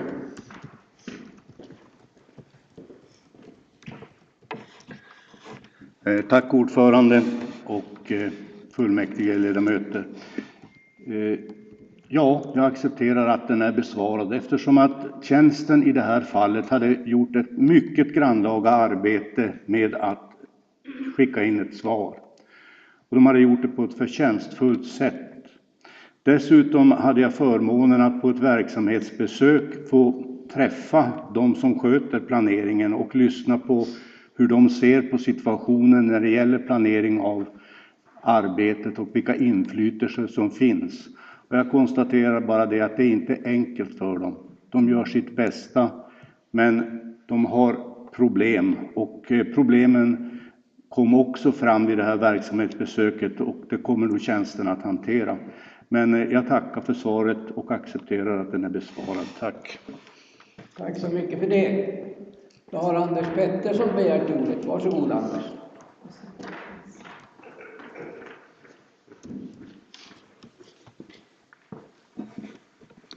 Tack ordförande.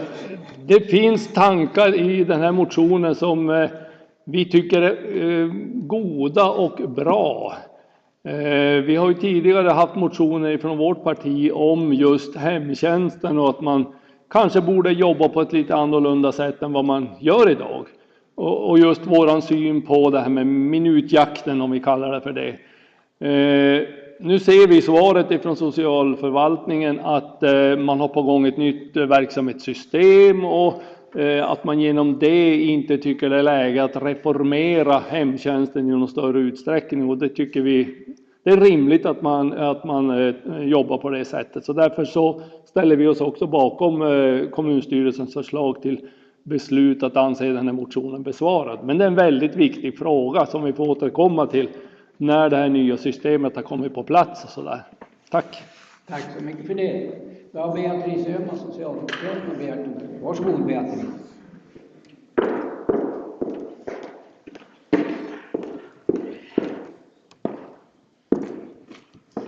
Tack så mycket ordförande. Egentligen tänkte jag replicera då alltså på Lars-Åke Wikström som är författare till motionen och tacka honom för den. Först och främst alltså yrkar jag också bifall till det liggande förslaget, men jag tänkte också precis som det nu har nämnts vädja till er att verkligen alla läsa svaret på motionen, alltså det yttrande som togs av socialnämnden, eftersom de gjorde verkligen ett fantastiskt jobb på att belysa hur verksamheten fungerar nu, vilka de äkta utmaningarna är. Bristande tillgång till personal är ju bara en av dem, eftersom oavsett hur hög ambitionsnivå man har, eller ju högre ambitionsnivå vi har, desto mer personal behöver vi för att faktiskt tillgodose de behov som finns. Så att det som Anders Pettersson just nu alltså hänvisade till som minutjakten oftast är ju också tyvärr strukturella frågor om organisationen, men också bristande tillgång till de personer som ska utföra de insatser som har beviljats. Så om ni inte har gjort det än, gör det gärna, eftersom det förklarar väldigt mycket om hur det egentligen verkligen ser ut i verksamheten och vilka frågor det är, utan nu alltså gå in i detaljerna. Vi diskuterar sånt på socialnämnden förstås. Så bifall till liggande förslag att anse motionen som besvarad. Tack så mycket för det. Jag har ingen fler på talarlistan. Är vi då redo att gå till beslut? Beslutar då kommunfullmäktige att anse motionen som besvarad? Svar ja.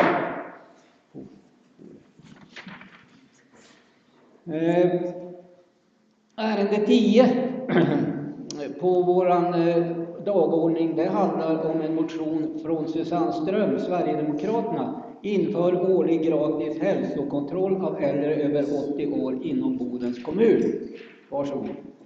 Susanne Ström, SD, föreslår i en motion till kommunfullmäktige 1. Att de äldre inom Bodens kommun över 80 år ska erbjudas en fullständig hälsokontroll en gång om året. 2. Att det ska bekostas av Bodens kommun. Tack så mycket för det. Och här är ju då kommunstyrelsens förslag att kommunfullmäktige avslår motionen då hälsokontroller inte är ett kommunalt ansvar. Varsågod, ordet är fritt. Jag finner ingen på talarlistan när vi då är redo att gå till beslut. Beslutar då kommunfullmäktige enligt kommunstyrelsens förslag? Svar ja.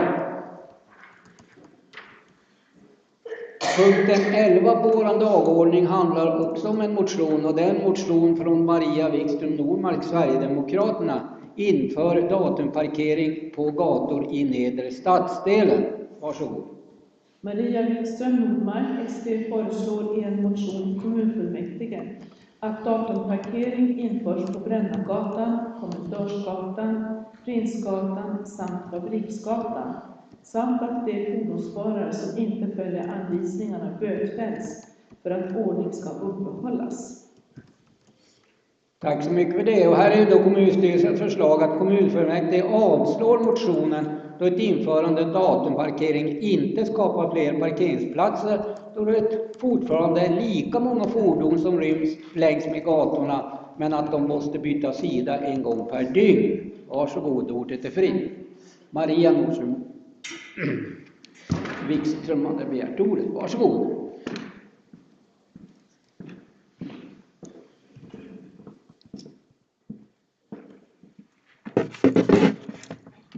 Ja, tack ordförande och presidiet, ledamöter och åhörare om det finns några.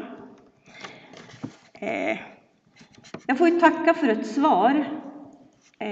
Kanske inte det jag hade förväntat mig. Eftersom motionen i sin grund handlar om trygghet, inte om att skapa fler parkeringsplatser. Alltså, det svaret som jag har fått, det handlar om att jag skulle ha yrkat på att tillförsäkra fler parkeringsplatser i nedre stadsdelen. Och det handlar alltså motionen inte om. Det handlar om trygghet. Trygghet för oss som framför bilar som bor där, som framför cyklar, barnvagnar, barn som går. Det är väldigt frekventerat med barn i det här området med tanke på Prästholmsskolan. Men idag accepterar jag svaret och tar till mig att jag måste ha varit väldigt otydlig när jag skrev motionen. Så jag kommer att återkomma. Och då hoppas jag att jag inte får ett svar om att jag skulle vilja tillförsäkra fler parkeringsplatser. Tack.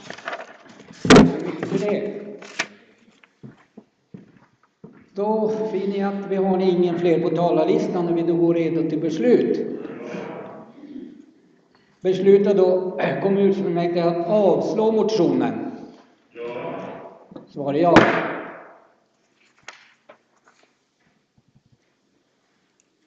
Då har vi punkten 12 på dagordningen. Och det här handlar om en motion från Rigmor Åström, Moderaterna, och Peter Kristoffersson, Moderaterna, och Ann Selin, Moderaterna. Anslut fler gymnasieprogram till Bernadotte-gymnasiet. Varsågod. Rigmor Åström, Moderaterna, Peter Kristoffersson, Moderaterna och Ann Selin, Moderaterna, har lämnat en motion om att utöka samarbetet mellan Försvarsmakten och ytterligare program inom gymnasieskolan i syfte att ansluta dem till Bernadotte-gymnasiet. Och här är då kommunstyrelsens förslag att kommunfullmäktige bifaller motionen. Jag finner att vi inte har någon fler på talarlistan när vi då är redo att gå till beslut. Jaha, varsågod. Du sitter så långt på sidan där, Johan Lund. Johan Lund har begärt ordet.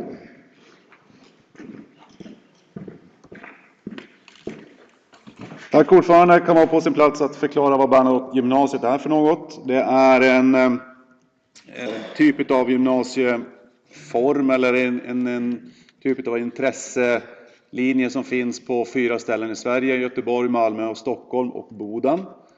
Och där försöker man koppla an uniformsyrken så att man kan redan på gymnasiet få ett hum om vad det här är. Det är alltså inte en direkt präglad linje eller program att man får en uniform efteråt, självklart.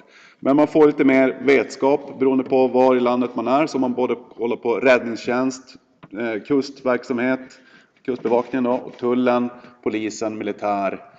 Och det är väl av intresse för Boden att titta närmare mer på det här, hur vi kan utöka det här samarbetet. Vi har ett samarbete sedan tidigare alltså. Så att den här motionen tycker jag passar väldigt bra. Jag tackar för den. Och vi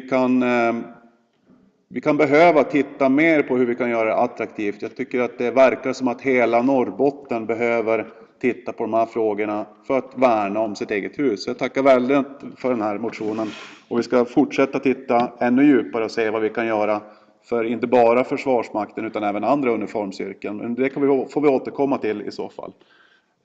Jag yrkar bifall för liggande förslag till beslut. Tack! Tack så mycket för det. Då ser jag att vi har ingen fler på talarlistan. Är vi då redo att gå till beslut? Beslutar då kommunfullmäktige att bifalla motionen? Var ja. Punkten 13 på dagordningen handlar om revidering av riktlinjer för styrning och uppföljning. Varsågod. Kommunfullmäktige har 2017 11-20 paragraf 122 fastställt riktlinjer för styrning och uppföljning. Riktlinjerna har senast varit föremål för revidering 2022 11-21 paragraf 158. Förslaget till reviderade riktlinjer är en anpassning till redan etablerad hantering av den kommunövergripande månadsrapporten, där riktlinjer nu stödjer att rapporten vid behov kan förmedlas till kommunstyrelsens ledamöter via utskick. Utöver det finns en komplettering som tydliggör att nämndernas styrelse inte behöver hantera uppföljningsrapporter för 2 olika perioder vid samma sammanträde. Den tidigare rapporten förmedlas då med ett utskick. Tack så mycket för det. Och här är ju då kommunstyrelsens förslag att kommunfullmäktige fastställer reviderade riktlinjer för styrning och uppföljning. Varsågod, ordet är fritt. Jag finner ingen på talarlistan. Är vi då redo att gå till beslut? Beslutar då fullmäktige att fastställa reviderade riktlinjer för styrning och uppföljning? Svar ja. Punkten 14 på vår dagordning, det handlar om samhällsbyggnadsnämnden med begäran om medel med anledning av avvecklingen av pilen 6. Och det är ju före detta återvinningen. Varsågod. Det har länge varit känt att pilen 6 ska saneras från perfluoretilen, en förorening som för klontvätteriet har lämnat efter sig. Säkraste saneringssätt är schack och deponi av förorenade massor. Staten genom Sveriges geologiska undersökning, SGU, har ansvaret för saneringen. Saneringen innebär bland annat rivning av nuvarande byggnad, där kommunens återvinningsmarknad har varit inrymd. I samband med saneringen har SGU löst in fastigheten Pilen 6 från Bodens kommun för 36 miljoner kronor. Det har varit svårt att hitta lämplig ersättningslokal för återvinningen, men efter många turer förhyrdes ett bussgarage på Kårbacken. Lokalens läge är mycket bra för bedrivande av en återvinningsmarknad. Samhällsbyggnadsnämnden har tidigare äskat och fått tillskott för att hantera den nya högre ytan. Men i samband med etableringen av samhällsbyggnadsförvaltningen behövde anpassa dels själva bussgaraget till butik med personaldelar. Och kostnaderna för anpassningarna uppgår till 3,4 miljoner kronor. Och samhällsbyggnadsnämnden begär nu ett tillskott för de här investeringarna i nya återvinningsmarknaden. Tack så mycket för det. Och här är då kommunstyrelsens förslag att kommunfullmäktige beslutar att utöka samhällsbyggnadsnämndens investeringsram med 3,4 miljoner kronor för investeringen i återvinningsmarknadens nya lokaler och att medel då anvisas ur likvida medel. Och samt att samhällsbyggnadsnämndens driftram utökas med 425 000 kronor från och med 2024 för att hantera ränte- och avskrivningar. Och att medel också anvisas ur resultatet.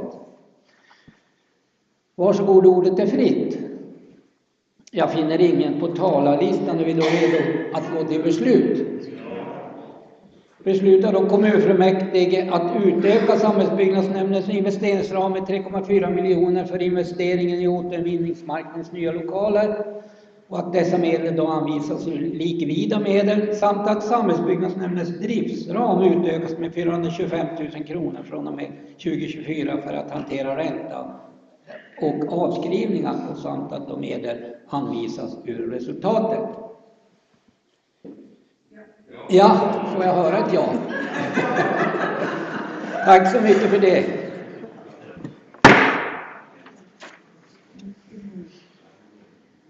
Då har vi punkten 15. Det handlar om en medfinansiering pendeltåg Haparanda, Kalix, Boden, Luleå 2024.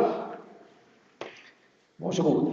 Kommunfullmäktige beslutade 2021-04-12, paragraf 28, om bidrag för medfinansiering av pendeltågstrafiken mellan Haparanda, Kalix, Boden, Luleå för 2021 samt att beslut om att fortsatt medfinansiering ska beslutas årligen till och med 2025.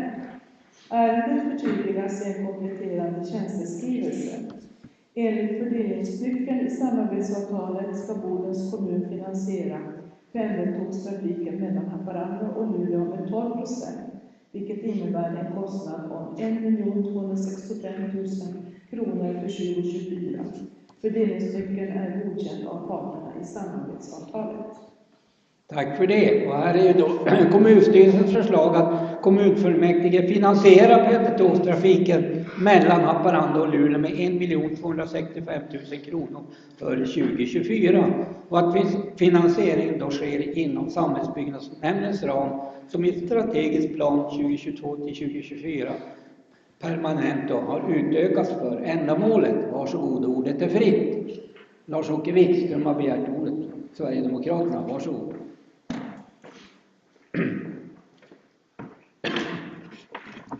Tack ordförande, presidie och ledamöter, åhörare. Vi sitter ju fast i ett avtal och det här avtalet, vi måste ju betala för det, vi kan inte krypa ur det. Och jag har sagt det här tidigare på kommunstyrelsen och jag har sagt det i arbetsutskottet att det här är inget bra avtal för Boden. Det är nämligen så att den här pendeltågstrafiken den konkurrerar med länstrafiken på buss. Alltså vi kör 2 stycken trafikslag och båda trafikslagen går back och vi får putsa in pengar i båda. Och dessutom så finns det inget underlag, passagerarunderlag när det gäller den här pendeltågstrafiken. Det är alltså motorvagnar ibland som går tomma upp till Haparanda. Och det är ju inte heller vettigt. Så att det innebär ju ur mitt perspektiv att man bör tänka för framtiden att man kanske ska försöka medverka till att man endast kör ett trafikslag, i det här fallet buss. Bussen har ju alltså förmånen att den behöver ju ingen räls för att komma till en ort. Och det är ju så att bor man i Sangis så kanske man också vill komma till Luleå på något sätt. Och då blir det ju bussen. Dessutom så om man då gör det här på rätt sätt och gör en upphandling så kan man ju få det här miljövänligt genom att ställa krav då på att bussarna drivs av gas, elektricitet eller bränslecell eller vad det nu vara må. Man behöver ju inte köra dem på fossila bränslen. Och det tredje som jag också vill påpeka det är att vi har ju idag inte dubbelspår mellan Luleå och Boden. Och en begränsning på spåret, ja det är ju det att det finns inte tillräckligt mycket tågtider för att gå med den här trafiken. Och ska vi då belasta den här delen av så att säga rälsen med persontrafik som inte har några passagerare när man istället kanske kunde köra gods.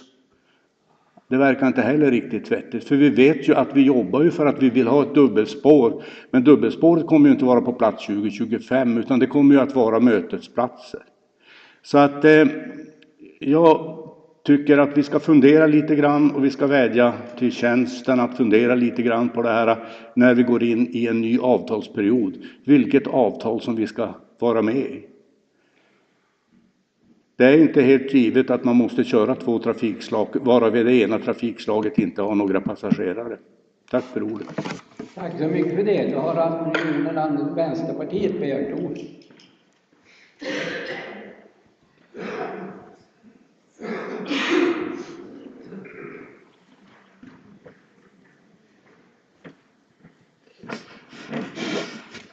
Presidiet och ni alla andra och som lyssnar på det här. Lars-Åke, tåget är framtiden. Det går på el. Och en av fördelarna är till exempel att man kan rulla med sån tung last som 9000 ton kan man rulla från Sävås till Luleå. Man rullar dit. Nej, det är en framtid, men däremot har du rätt i att det här projektet det var ju dömt att misslyckas från början. Det fanns ingen utredning, det fanns inget förarbete. Man visste inte ens om, man var aldrig in i lasarettet och frågade hur de jobbade. Folk hade inte möjlighet att åka. Men det går att få folk att få det alternativet att sätta sig på tåget.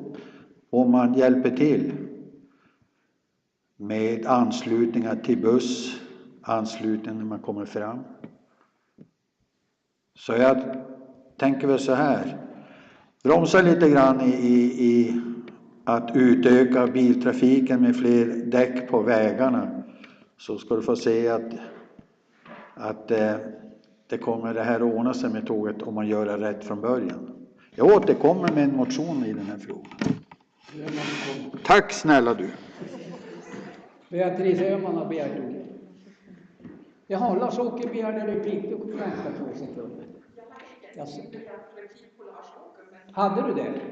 Jaha, men då får du komma före. Absolut. Jaha, jag trodde du hade begärt ord. Jag har fått en slaggvarning så jag ska ta den gånga vägen här.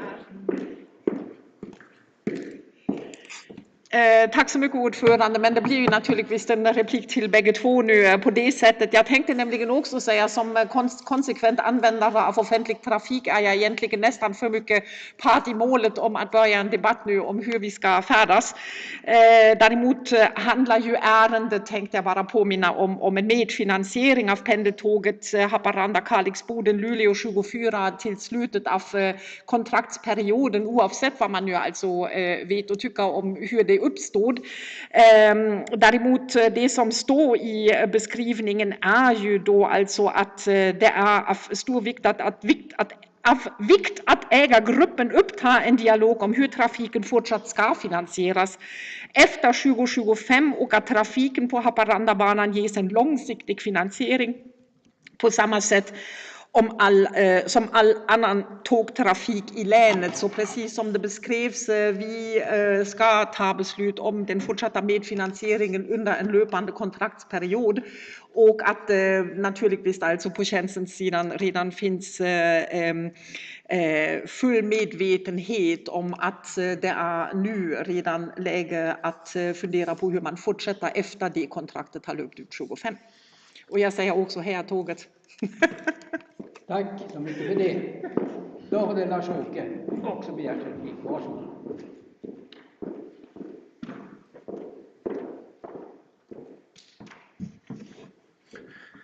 Ordförande, presidie och ledamöter. Nej, jag har ingenting emot tåg. Jag konstaterar bara det att för att tåget ska kunna gå så måste det finnas räls. Och även på orter där det inte finns räls så måste länstrafiken kunna hjälpa till och se till att de medborgarna kan förflytta sig inom länet. Det är för mig helt naturligt.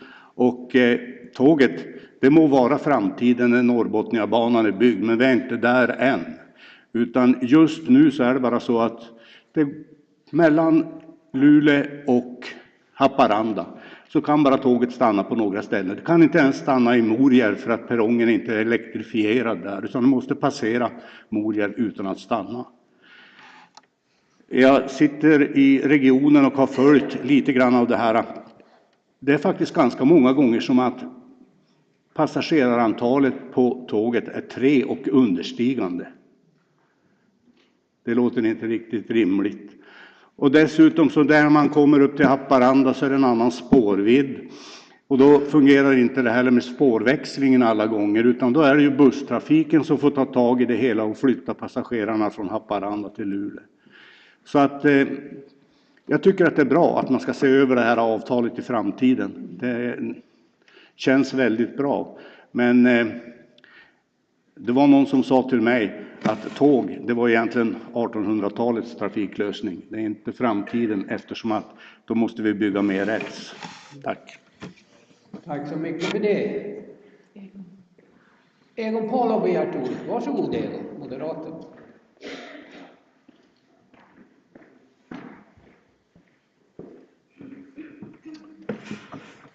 Tack för det. Ordförande, ledamöter och folkvalda representanter i fullmäktige. Jag vill bara påminna om att vi från Moderaterna under många år sagt att vi förordar att bussnavet ska vara vid resecentrum, det vill säga vid järnvägsstationen. Och då skulle integrationen mellan busstrafik och järnvägstrafik kunna bli mycket bättre. Vi har inte nått dit än, men vi kommer att fortsätta kampen för att det är den normala platsen för ett resecentrum. Och då kanske också det skulle vara mer beläggning på tågen. Det vet jag inte, det får väl framtiden utvisa. Men jag tycker att i det här sammanhanget, när vi diskuterar de här frågorna, då är det en intressant upplysning. Och vi tycker fortfarande att där borde bussnavet vara. Tack för ordet. Tack så mycket för det. Då ser jag att vi har ingen fler på talarlistan. Är vi då redo att gå till beslut? Svar ja. Beslutar då kommunfullmäktige att finansiera pendeltågstrafiken mellan Haparanda och Luleå med 1 265 000 kronor för under 2024 och att finansieringen ska ske inom samhällsbyggnadsnämndens ram som i strategisk plan 2022 till 2024 permanent utökas för ändamålet. Kan det också bli fullmäktiges beslut? Svar ja. Punkten 16 på dagordningen, det handlar om en fastställande av en taxa för laddning vid kommunens laddstolpar. Varsågod. Kommunfullmäktige har 2019-12-16, paragraf 168, beslutat att kommunen debiterar 2,50 kronor per kilowattimme laddning i kommunalt anlagda laddstationer. Elpriset har gått upp med 1 krona per kilowattimme sedan fullmäktiges beslut. Prisutvecklingen medför ett behov av att höja priset för att täcka kapitalkostnader.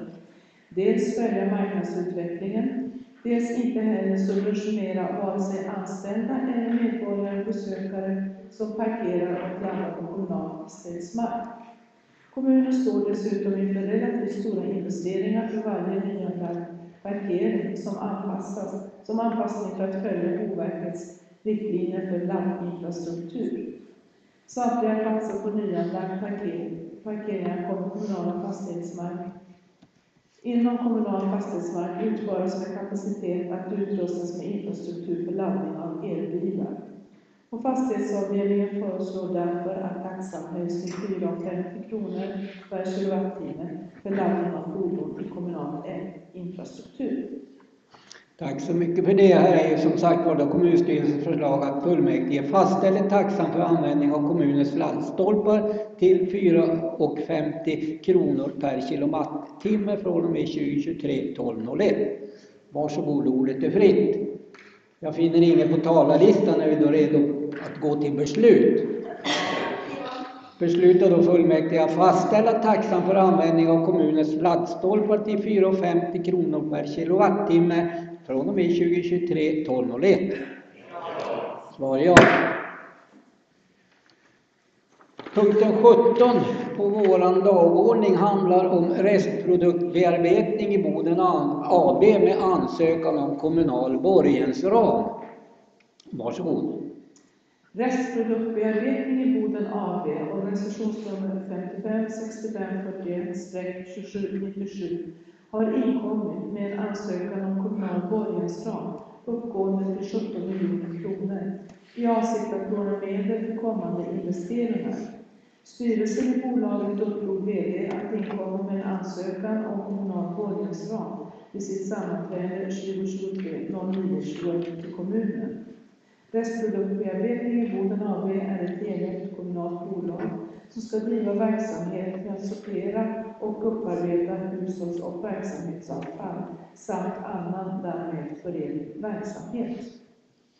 Tack för det. Och här är då kommunstyrelsens förslag att fullmäktige beslutar att godkänna restproduktbearbetning i Boden ABs ansökan om kommunal borgensram uppgående till 17 miljoner kronor. Maria Normark, varsågod, du har begärt ordet. Ja, tack ordförande. Jag ställer frågan härifrån och kanske till dig Daniel Frälst. Eftersom jag sitter med i REVA vill jag veta, anses jag jävig?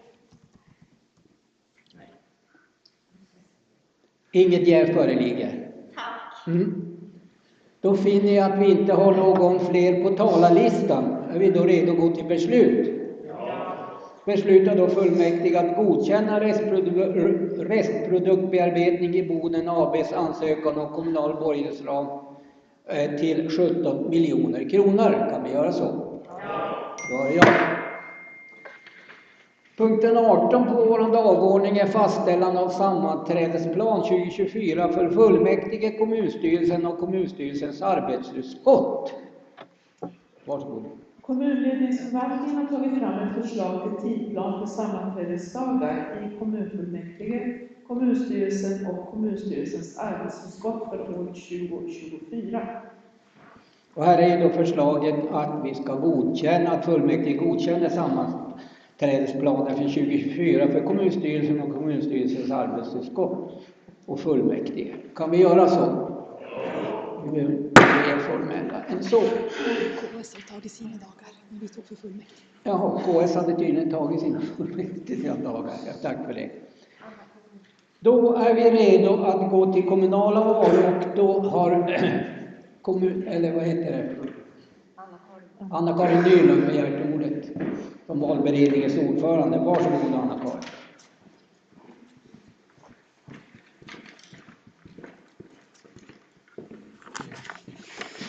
Ja, ordförande, fullmäktige, ledamöter, åhörare och ni på webben.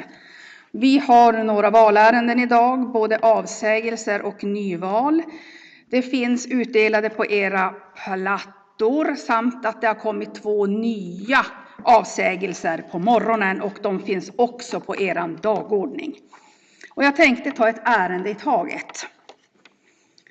Sverigedemokraterna har nominerat Sigvard Hedman som ny ersättare i kultur-, fritid- och ungdomsnämnden. Och där är valberedningens förslag att kommunfullmäktige väljer ovanstående till KFU-nämnden återstående del av mandatperioden. Tack så mycket för det. Ni har hört valberedningens förslag. Kan det också bli fullmäktiges beslut? Ja. Katarina Åman, Centerpartiet, har lämnat avsägelse av sitt uppdrag i REBAB, restbearbetning i Bodens styrelse.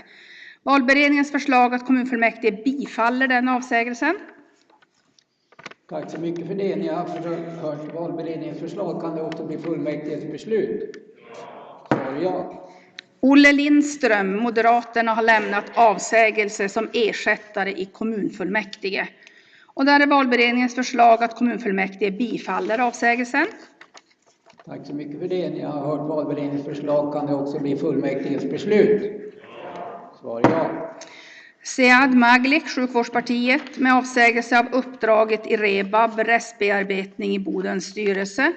Och där är valberedningens förslag att kommunfullmäktige bifaller avsägelsen. Ni har hört valberedningens förslag till beslut. Kan det också bli fullmäktiges beslut? Svar ja. Och då har Sjukvårdspartiet lämnat in en ny nominering av Kenneth Backgård till REBABs styrelse. Och där är då valberedningens förslag att kommunfullmäktige väljer Kenneth Backgård i REBABs styrelse för återstående del av mandatperioden. Tack så mycket för det. Ni har hört valberedningens förslag till beslut. Kan det också bli fullmäktiges beslut? Ja. Erik Hedberg, Sverigedemokraterna, med avsägelse som ersättare i kommunfullmäktige.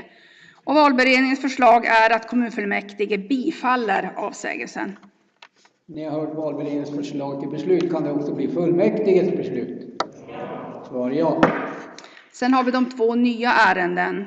Sara Wander, Socialdemokraterna, med avsägelse som ersättare i kommunfullmäktige. Och där är då valberedningens förslag att kommunfullmäktige bifaller den avsägelsen. Ni har hört valberedningens förslag till beslut, kan det också bli fullmäktiges beslut? Svar ja. Och det sista ärendet. Sara Wander, Socialdemokraterna, med avsägelse som ersättare i arbetsmarknads- och utbildningsnämnden. Och där är valberedningens förslag att kommunfullmäktige bifaller den avsägelsen. Tack så mycket för det. Ni har hört valberedningens förslag till beslut, kan det också bli fullmäktiges beslut? Svar ja. Tack så mycket. Tack så mycket för det. Då är vi inne på punkten 20 på vår dagordning och det handlar om nya motioner. Och innan vi går in på den punkten så vill jag nämna det att det bara är ledamöter och tjänstgörande ersättare som får lämna motioner. Vi har märkt att en del motioner som är underskrivna av både ledamöter och ersättare som inte tjänstgör. Så tänk på det där i fortsättningen. Tack så mycket för det. Då ska vi se. Då kan fullmäktiges andre vice ordförande ta och läsa upp motionen. Ja, hör ni mig? Nej. Ja. En motion från Conny Sundqvist, Vänsterpartiet, inrätta en...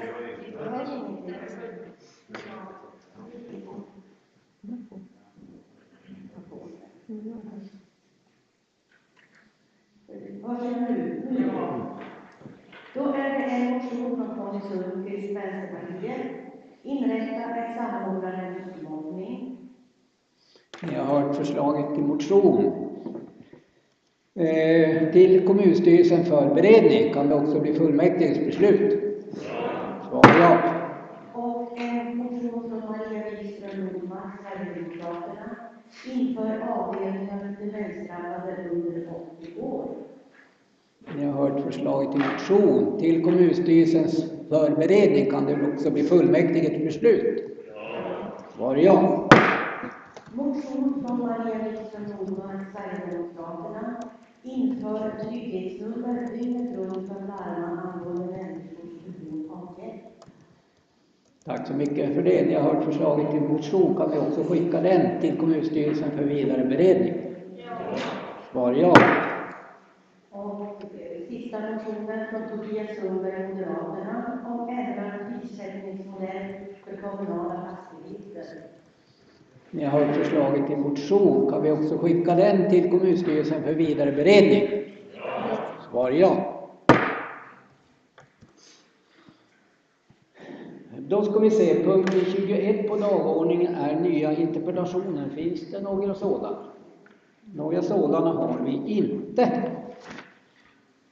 Då är vi på väg mot slutet av detta fullmäktigemöte och jag vill tacka alla här i salen. Jag vill tacka våra tjänstepersoner för dagen och för att ni här i salen också har fört debatten på ett respektfullt och givande sätt. Jag vill tacka er för det. Så välkomnar jag er alla till nästa fullmäktigemöte som är den 18 december. Och då förhoppningsvis i våran nyrenoverade fullmäktigesal. Jag säger förhoppningsvis, men jag hoppas att det ska gå vägen. Så tack så mycket för dagen och sammanträdet är avslutat.